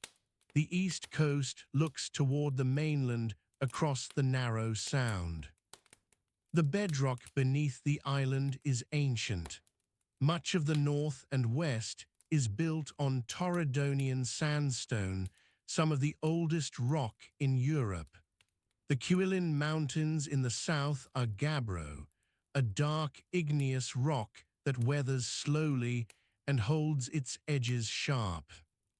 Between these formations, the land has been shaped by ice, by water, and by centuries of wind. The rivers of Skye are short. None of them travel far. They rise on the high ground and fall quickly to sea level, dropping through narrow gorges or spreading across wide gravel fans where the gradient flattens. The river Snizort drains much of the Trottenish Peninsula in the north, gathering water from a broad catchment before entering the sea at Loch Snizort. The Varrigill River runs a few miles through the hills above Portree and meets the tidal inlet there. The Drinoch River crosses the broad floor of Glen Drinoch and enters Loch Harport on the western shore. These rivers ran clear in the early morning. They carried peat stain from the moorland after heavy rain, turning amber for a day or two before settling again. In the summer months, they dropped low, exposing gravel beds and flat stones worn smooth by winter spates. Brown trout lay in the deeper pools. Sea trout moved upriver in late summer, following the same routes they had followed for thousands of years. A generation before the early medieval period, the landscape of Skye would have looked recognizably similar in its broad outlines. The Cuillin would have been the same dark mass against the western sky. The sea lochs would have bitten the same deep inlets into the coast, but the detail would have differed. The treeline was higher then, and the woodland more continuous. Birch and rowan and hazel grew further up the hillsides. Stands of oak occupied the more sheltered glens in the south and east of the island. That earlier woodland was not untouched. People had been clearing it for a very long time. The evidence lies in the peat bogs, which preserve pollen from trees and plants across many centuries. The pollen record shows a long, gradual decline in tree cover. Clearance for grazing and cultivation pushed the treeline down over generations. By the time the early medieval period had taken hold, the upland slopes above about 200 meters were largely open. Heather and deer grass and cotton grass had replaced the birch scrub that a grandfather might have remembered. The peat itself was a significant part of the landscape. It covered large areas of the plateau ground in the north of the island, particularly across Trottenish and on the upland between the Duirinish and Wartenish peninsulas. Peat forms slowly, roughly a millimeter a year under the right conditions. By this period, the blanket bog in the higher ground had been accumulating for several thousand years. It was already deep enough to cut and burn as fuel. Cutting peat was seasonal work. It happened in late spring when the bog was dry enough to work, but before the summer heat made the labor unbearable. The tools were simple. A spade with a flat, angled blade was used to slice the peat into rectangular blocks. These blocks were laid out on the surface of the bog to dry. After several weeks they were turned, then stacked into small open structures that let the wind pass through. They were carried to the settlement in late summer and stacked beside the buildings. The settlements on Skye in this period were scattered and small. They occupied ground near the coast, near fresh water, and near enough to the better land that cultivation was possible. The higher ground was used for summer grazing. The movement of cattle up to the high pastures in May and back down in October was a rhythm that organized the year as much as the harvest did. Cattle were the main livestock. They were smaller than modern breeds, dark-coated and hardy, with wide horns and heavy coats suited to the Atlantic winters. They were grazed on the rough hill pasture through the summer and brought down before the first hard frosts. Some would be kept through the winter on hay and dried bracken. Others were slaughtered in autumn when the fodder ran short. The meat was salted or dried. The hides were cured and used for clothing, for bags, for the coverings of small boats. Sheep were kept as well, but in smaller numbers than cattle. They were closer in type to the Soie sheep that still live on St. Kilda, small and fine-boned, with brown or cream fleeces. Their wool was plucked rather than shorn, coming away naturally in spring. It was spun into yarn and woven into cloth on simple upright looms. A single fleece did not yield much. It took the wool of several animals to make a single garment. The harbours and anchorages of Skye were all natural. There were no constructed quays or jetties in this period. Boats were drawn up on beaches above the tide line. The best landing places were sheltered from the prevailing southwesterly winds. Loch Dunvegan on the west coast offered a deep and sheltered inlet. The bay at Portree, then without a name in any written record, provided a calm anchorage behind its wooded headland. Stein on Loch Bay in Wartenish had a sheltered beach on the eastern shore of the loch. The boats used on Skye at this period were skin-covered, in the tradition that had been continuous along this coast for a very long time. A frame of thin wooden ribs was covered with animal hides, stitched together and sealed with tallow or pine resin. These boats were light enough to carry overland and stable enough in choppy seas if handled carefully. They were paddled or rowed with short oars. A simple square sail was used when the wind was favorable. They could navigate the Minch, cross to the outer isles, and work their way down the coast to the Firth of Lorne. The sea around Skye provided food throughout the year. Cod and saithe and pollock were taken from the rocky ground along the western shore. Herring moved inshore in autumn and were netted in the sea locks. Shellfish were gathered from the rocks at low tide. Limpets were a staple, pried from the rock with a flat stone or a wooden wedge. Winkles and mussels were eaten when other food was scarce. The middens at settlement sites show the full range of what was collected and consumed. Seals were hunted on the skerries and rocky shores. Grey seals gathered in numbers at the breeding sites in October and November. They were taken for their meat, their fat, and their skins. Seal fat burned well in the small stone lamps that provided light in the longhouses through the winter months. The long winter nights on Skye lasted more than 16 hours, and light was a practical necessity. The intertidal zone was worked carefully and systematically. People knew the tidal patterns, the phases of the moon, the times when the lowest tides exposed the longest stretches of shore. The timing of the year's great tides was understood not as astronomy, but as practical knowledge, passed from one generation to the next.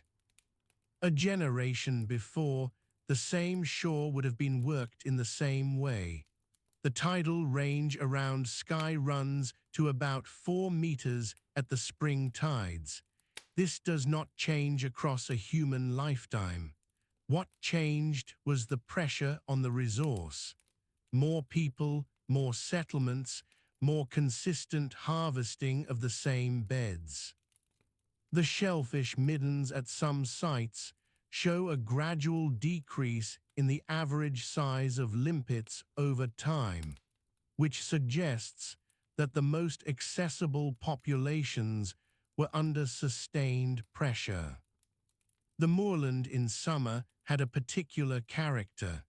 The heather came into flower in late July and through August. The hillsides turned purple across the broad expanse of the Trottenish Plateau and across the lower slopes of the Duirinish. Bees worked the heather from the early morning. The sound of them was continuous on still days. Honey was gathered from wild nests in rock crevices and in hollow stumps on the lower ground where trees remained. Deer lived on the island, but in smaller numbers than on the mainland. The red deer population was confined largely to the rougher ground of the Cuillin foothills and the upland of Trottenish. They were hunted in autumn when they were fattest after the summer grazing.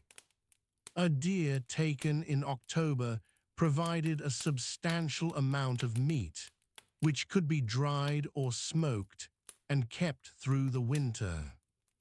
Eagles nested on the high ledges of the Cuillin and the cliffs of Trottenish.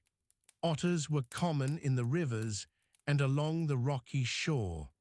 Ravens were present throughout the year, nesting on inland crags and following the deer to the upland pastures in summer. Corncrakes called from the rough grass near the settlements through the long June evenings. The nightjar worked the edges of the remaining scrub woodland on summer nights. The growing season on Skye was short and unreliable. The last frosts could come as late as the end of May. The first frosts of autumn arrived in October. The ground was workable for cultivation for perhaps 5 months of the year. Barley was the main crop. It was hardy enough for the climate and ripened more quickly than wheat. Oats were grown in smaller quantities.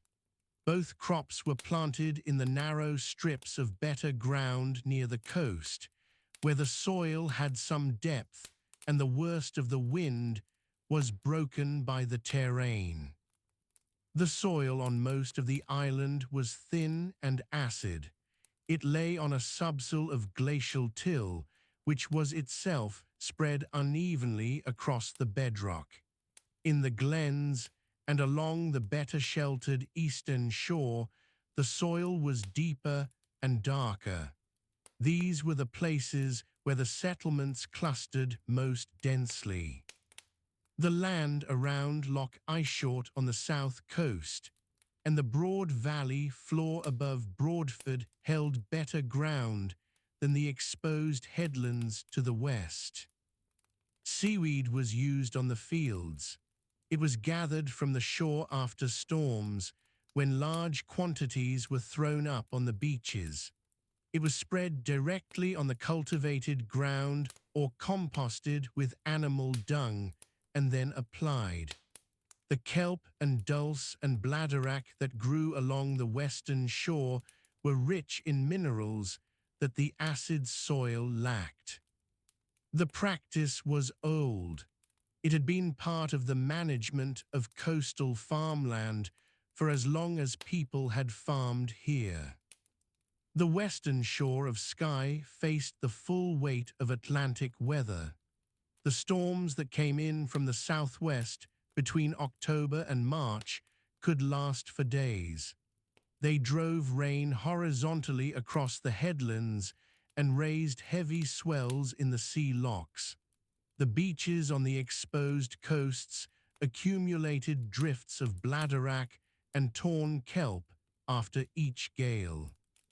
Some beaches were entirely reshaped by a single winter's storms. The contrast with a generation before was not dramatic in any single feature.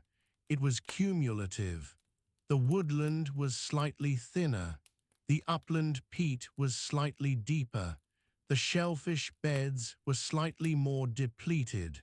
The cultivated area near the better settlements was slightly wider. The changes accrued slowly, across the span of several lifetimes, in ways that no individual living through them would have easily recognized. The sea locks of the eastern coast, Loch Sligachan, Loch Aynort, and Loch Slappin, lay still in the early morning after a night of rain. The hills above them were dark with wet heather. The surface of the water reflected a pale sky. At the head of each loch, where the river came down from the high ground, the water was brown with peat from the overnight rain. The day on Skye began early in the summer and late in the winter.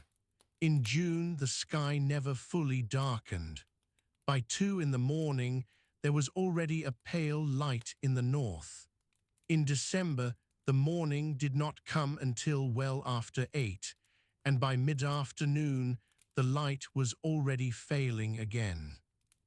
The island lived by these rhythms. The work shifted with the season. The pace of everything slowed through the dark months and gathered again as the days lengthened in February and March. The Cuillin held snow on their upper slopes from November onward in most years. The gabbro ridges stood white against. The light goes first from the water.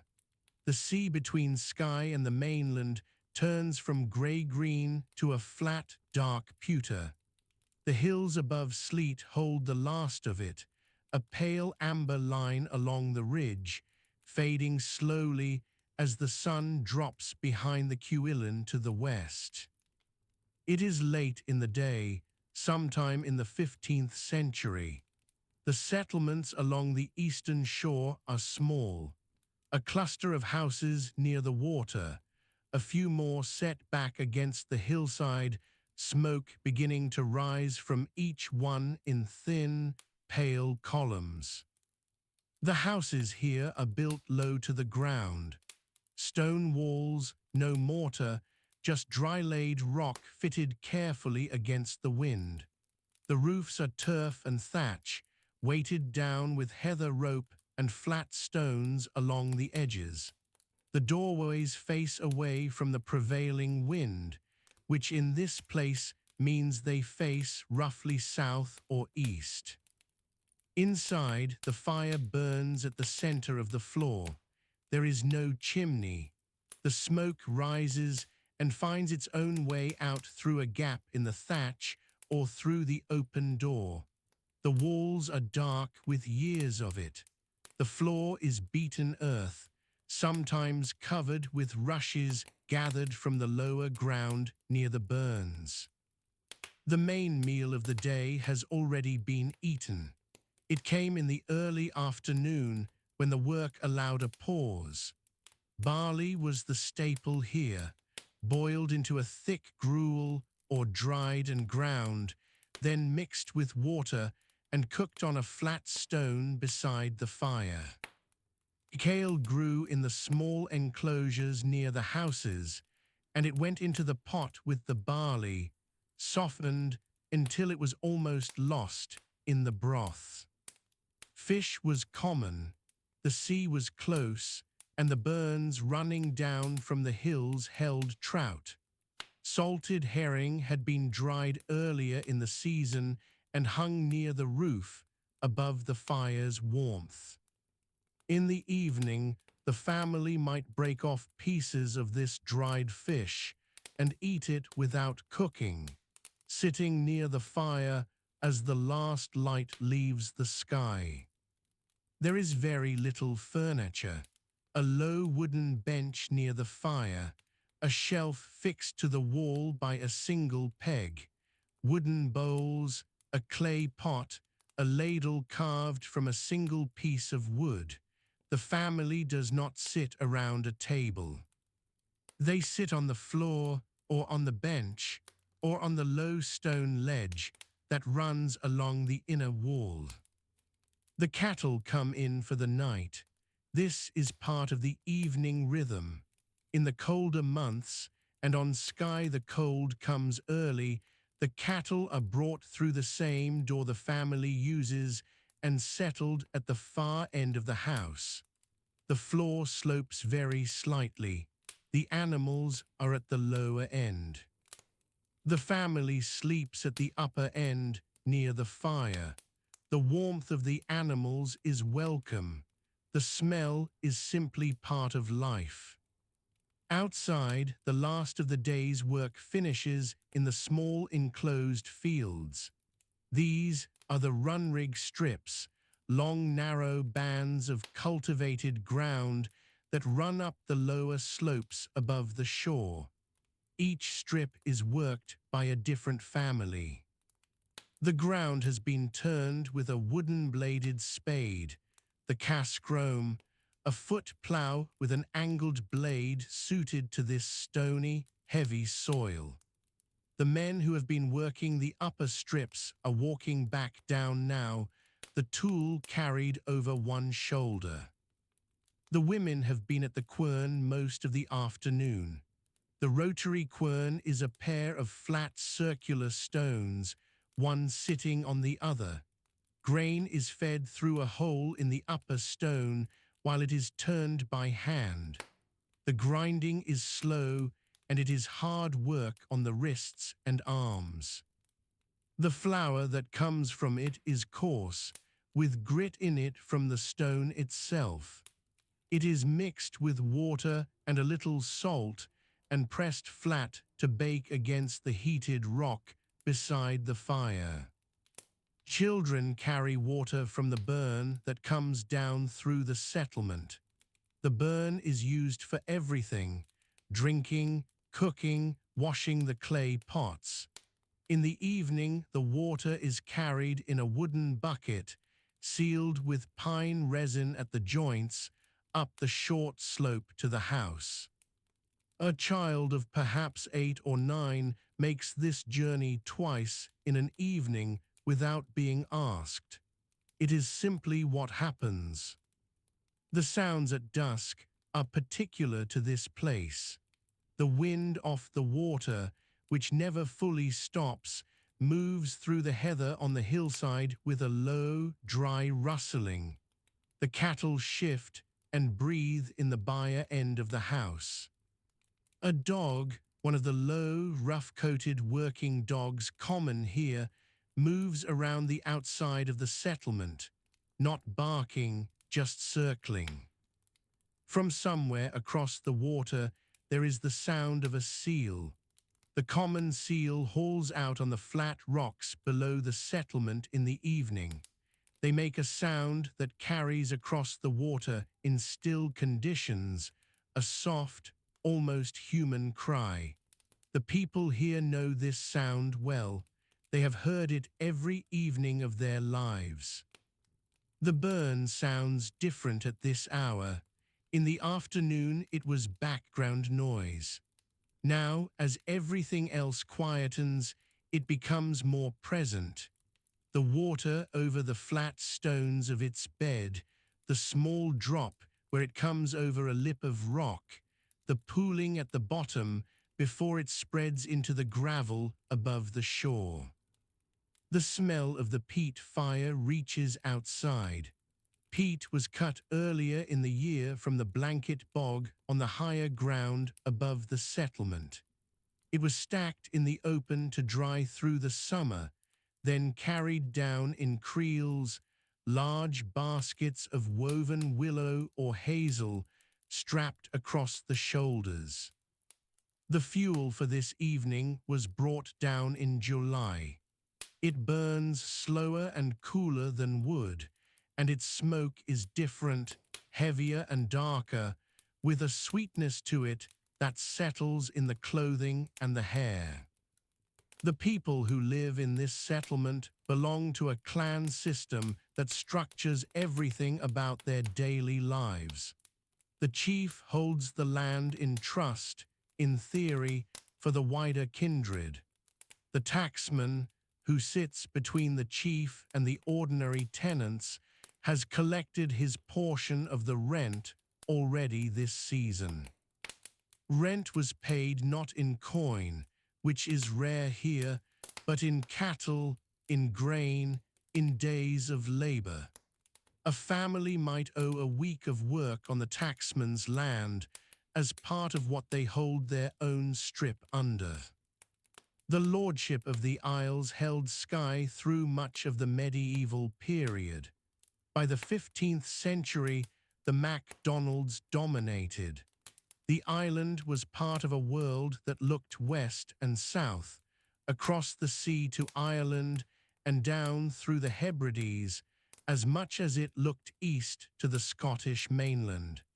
Galleys moved through these waters regularly. Burlins, the clinker-built wooden galleys of the West, were the practical connection between one island community and the next. There are no galleys on the water tonight. The season for long sea travel is ending. A Burlin might be pulled up above the tide line on the gravel shore below the settlement, turned upside down, the hull smeared with pine tar to keep the timber from drying and splitting through the winter. The oars are stored inside the hull or under it, protected from the frost. The light is nearly gone now from the sky above the Cuillin. Those mountains, the Black Cuillin, rise to nearly 1,000 meters above the sea. They are gabbro and basalt, bare rock above the lower slopes of heather. They hold snow on their upper faces from October onward. In the evening, the highest peaks catch the last cold light well after the valleys below are dark. Tonight, they are already dark. The fire inside the house is the only light. There are no candles in a house like this. The fire itself, and possibly a cruisy lamp, a small open dish of fish oil with a rush wick. The lamp gives a very faint, unsteady light, enough to see by if you are close to it. It smells of the sea, of the same oil pressed from the liver of the fish, brought in through the season.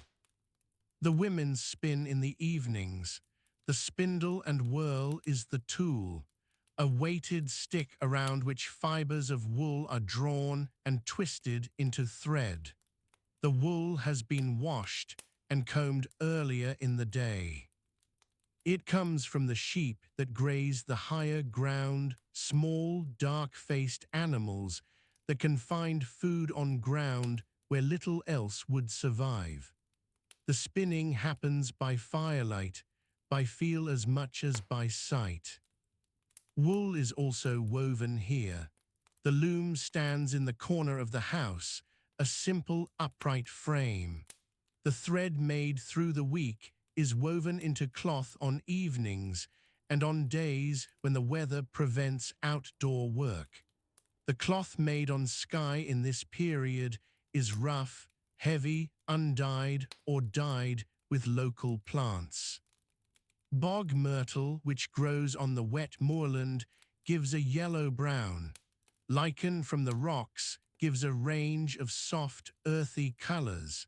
Heather gives a pale green-yellow. The cloth is worn by the people who make it.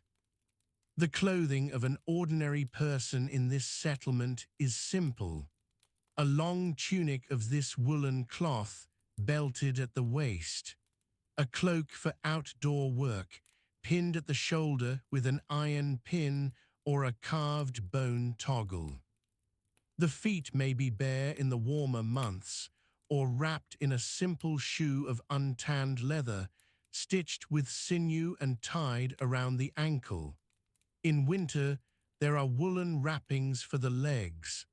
The layering of rough cloth is the insulation against the sky wind and rain. The children are quietening. The youngest sleep already. They sleep on the same floor as the adults, near the fire, wrapped in their clothing and covered with a wool blanket. There is no separate room for sleep. The whole house is one room. The sleeping and the fire and the animals and the stored grain and the tools are all together in this single space. The conversation at the end of the day is quiet. It would have been in Gaelic, the language of every person in this settlement. It is a Gaelic that is close to the Irish spoken across the water, closer than it will become in later centuries. Stories move easily between Skye and the Irish coast. The same figures appear in the tales, the same landscape types, islands, hills, the sea, standing stones, the movement of seasons. There may be singing, not performance, not for an audience. The kind of singing that happens naturally in a house in the evening, a woman's voice, a working song continued from earlier in the day, winding down now into something quieter. Some of these songs are very old. The words have been carried through generations without being written down, because writing here belongs to the clergy and to the highest levels of the lordship system. Ordinary life is entirely oral. The burn outside continues. The wind has dropped a little with the full dark, as it sometimes does on still autumn evenings on the east side of the island. The water sound is clearer now. Below the settlement, down on the shore, the tide is moving in across the flat gravel. The sea here is shallow for a considerable distance before it deepens into the sound. At high tide, the water comes almost to the lower edge of the runrig strips.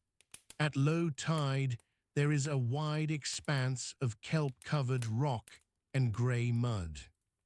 The kelp is a resource. In the morning, women and older children will go down to the shore and gather it from the exposed rocks. It can be eaten, and it is eaten here, boiled soft. It can be used to fertilize the runrig strips, carried up in creels and spread across the ground before it is turned again in spring. Nothing that the shore provides goes unused. The fire has settled to a deep red glow. The family is mostly asleep.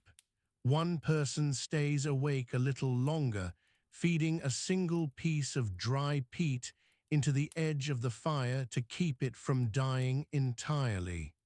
The fire will be banked before sleep, covered with ash to hold the heat through the night. In the morning, it will be uncovered and coaxed back to life from the coals beneath.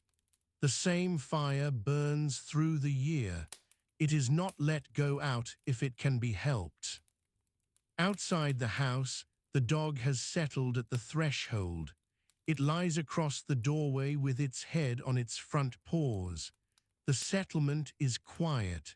The seal has stopped its calling from the rocks below. The burn continues as it always does. The Cuillin are invisible now against the black sky, but they are there above the valley. The last light goes out of the western sky somewhere around the 9th hour of the evening. The sun has tracked a low, long arc across the Minch, and now the water holds only a pale grey memory of it. The hills above Portree are already black against that grey. The air cools quickly here, quicker than the mainland, because there is nothing to hold the warmth once the wind picks up off the water. The wind on Skye at night is rarely still. It moves through the birch scrub on the lower slopes, and the sound it makes is a dry, continuous rustling.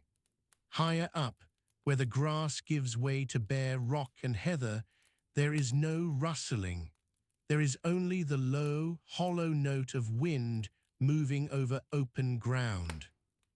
It is not a loud sound. It settles into the ear and stays there. In the time before the clearances, before the great emptying of the glens, the island held many more people than it would later. The townships sat low in the land, tucked against hillsides or pressed close to the shoreline where there was some shelter. Each township was a loose gathering of black houses. These were long, low structures built with double walls packed with earth and rubble. The roofs were thatched with heather or with the rough bent grass that grew near the coast. From a distance, in the dark, a black house was almost indistinguishable from the land itself. The walls of a black house were thick. Some reached 6 feet from outer face to inner face. Inside, the floor was packed earth. There was no chimney in the oldest of these buildings. The fire burned in a central hearth, a simple ring of flat stones set into the floor, and the smoke found its way out through a hole in the roof thatch. Or it did not find its way out at all, and simply spread through the interior until it rose above the level of a person's head. People learned to move through that smoke. They lived at the height of it. Children played below it. The fire burned peat. Peat was cut from the blanket bog that covered great stretches of Skye's interior, up on the broad flat moorland between the Cuillin and the northern peninsulas of Trottenish and Vattenish.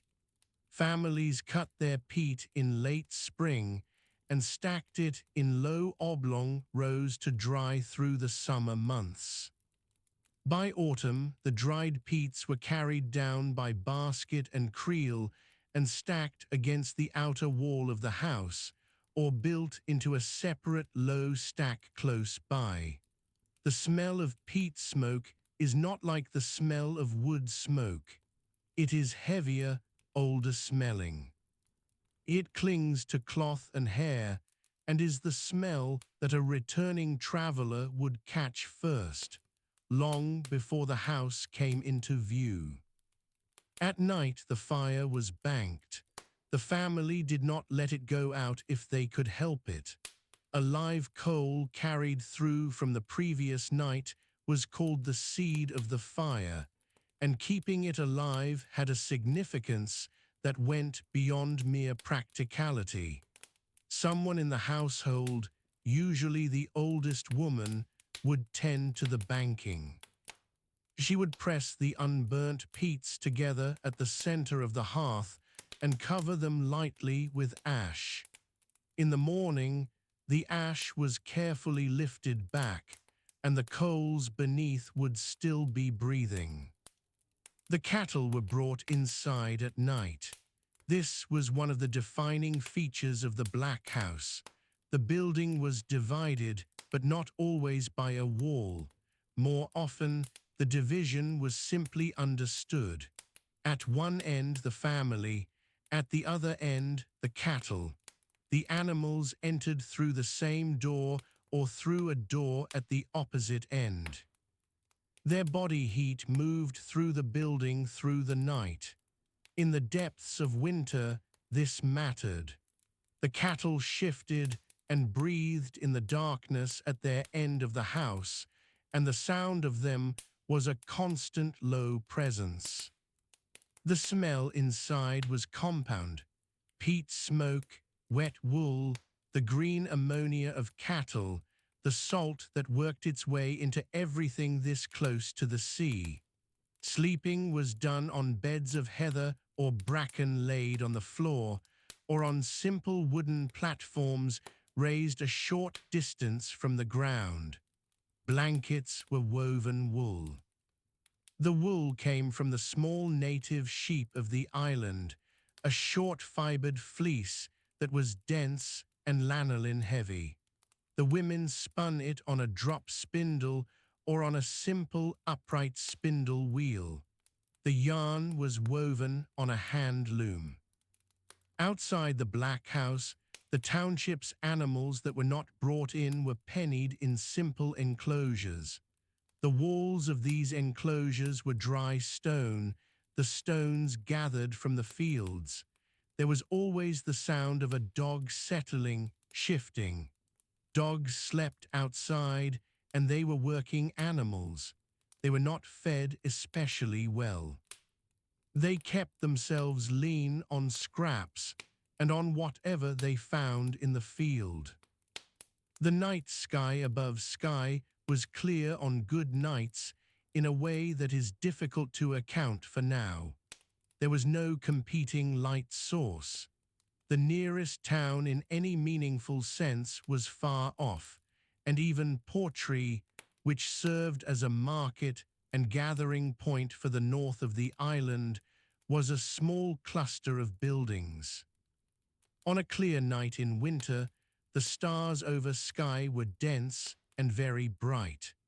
The Milky Way was a true feature of the sky, a visible band that ran from one horizon to the other. The northern lights appeared in autumn and winter, moving in sheets and folds of greenish-white light across the northern sky. People knew them. They had names for them in Gaelic. They were not treated with fear, but they were noticed. The moon was the governing light of night movement. On nights with a full or near full moon, a person could move along the paths between townships without difficulty. The paths were known. Every man, woman, and older child knew the paths of their parish by foot feel as much as by sight. The stones in a particular crossing of a burn, the soft ground before the descent to the next bay. The moon lit the water of the Minch so that it appeared almost silver, and the outline of the outer islands, the flat dark ridge of the outer Hebrides, was visible on the horizon. On moonless nights, the darkness was very close. The Black House fire, banked, gave out almost no light. Inside, the family slept in near-total darkness, with only the faint orange pulse of the covered coals at the center of the floor. Outside, nothing moved by choice. The peat banks on the moor above the township were invisible. The shoreline was invisible, except where the sea caught some memory of starlight on its surface. The sea sounds carried at night. Skye's coastline is deeply indented with sea locks, and sound moves across water and up through the mouths of these inlets. The lapping of water against a shingled shore was audible some distance into the township. In a southwesterly wind, the heavier sound of open Atlantic swell against the headlands of the Duirinish Peninsula came inland, a low and rhythmic percussion. It was not loud, it was continuous. The fishing boats were drawn up on the shore by night. They were small, open boats, double-ended in the old Hebridean fashion, clinker-built with overlapping strakes of pine or oak. They were not large enough to be left at anchor with confidence in the weather that came off the Atlantic. The oars were shipped, the nets folded and laid over the thwarts or taken up and hung to dry on wooden frames above the tide line. A boat drawn up above the tide looked, at night, like a low dark hull lying on its side. The smell of tar was on them. They were tarred regularly to keep them tight. The dogs in the township sometimes woke before the people did, particularly if a fox came down from the higher ground. Foxes moved on Skye at night across the same moorland that the cattle had grazed through the day. They came down towards the townships in the dark hours, looking for what could be found. A chicken that had not been properly pennied, eggs, scraps near the midden. The dogs would hear the fox before they could smell it and would begin a low, sustained barking that moved from one dog to the next across the township. The people inside, half sleeping, would recognize the sound and know its meaning. No one would rise. The burns ran all night. Skye receives a very heavy rainfall, more than most of the British Isles, and the burns that came down from the moorland were fast-running and nearly always carrying water. The sound of a burn running over stones was the background note against which every other night sound was heard. In spate after rain, the burns were loud. In a dry stretch, which was rare, they were quieter but still present. They did not stop. In the hours just before dawn, the temperature dropped. Not to the extreme cold of the continental interior, because the Atlantic moderated the climate of the islands, but to a damp, penetrating cold that was its own particular discomfort. The thatch on the blockhouse roof held moisture, and in the pre-dawn hours, with the temperature at its lowest, the thatch could be wet to the touch. The stones of the outer wall were cold and beaded with condensation. Inside, the peat coals held their warmth. The cattle at their end of the house breathed steadily. The earliest risers in a township were the women. Before light, they were opening the coals, feeding the first small pieces of dried peat onto the revived fire, setting the iron pot over the flame. The pot was a heavy three-legged vessel, cast iron, and it hung from a chain over the fire or stood on its legs directly among the coals. Porridge was the first food of the morning. Oatmeal and water, or oatmeal and buttermilk, stirred with a wooden stick. The oatmeal was ground at a small mill if one was near, or ground at home on a hand quern, a pair of flat circular stones turned by hand. The horizon began to lighten in the northeast in summer, and in winter the lightening came later and from a lower angle, the light seeming to seep upwards slowly from behind the hills of the mainland visible across the inner sound. Before that light arrived, and before the fires were fully built, the interior of the Black House was lit only by the fire itself. The faces of the people moving around it were lit from below and from one side. The rest of the room was shadow. The birds were the first sound of the coming day. Before the sky showed any color, the oyster catchers on the shore began their piping. They were the loudest birds on the Skye shoreline, a sharp, penetrating call that carried far inland. After them, the lapwings on the moorland edge, their wavering call blown about by whatever wind there was. Then the smaller birds in the scrub, the wrens particularly disproportionately loud for their size. A series of very fast, very clear notes from deep inside a patch of heather or bramble. The cattle at their end of the house began to move with the light. They shifted their weight, pressed against one another. They needed to go out.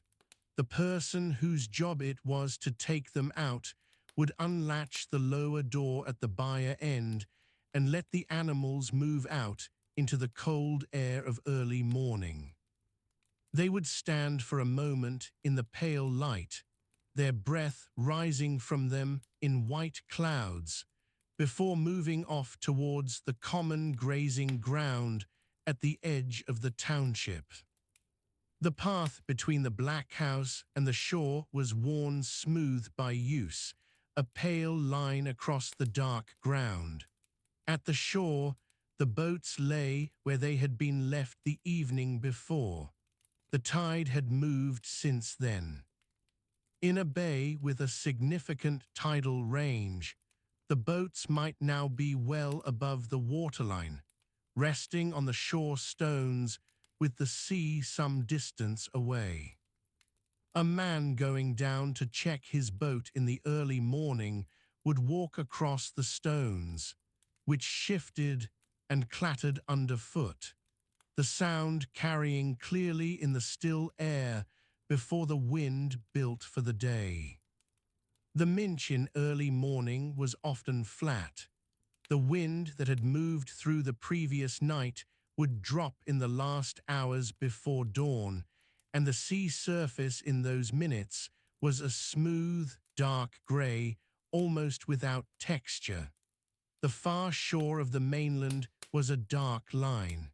The sky above it was beginning to change colour. That's where we'll leave it for tonight. The story is finished, but the night isn't, so let this play on as long as it helps. If Tartan Lullaby has been good company, you're welcome to subscribe so the next story finds you. There's no rush. If you'd like to see the landscapes that go with these stories, the art prints are at Tartan Lullaby Art on Etsy, with mood boards and stills on Pinterest under the same name. The links are in the description below. Until next time, thank you for listening. Sleep well, all is well.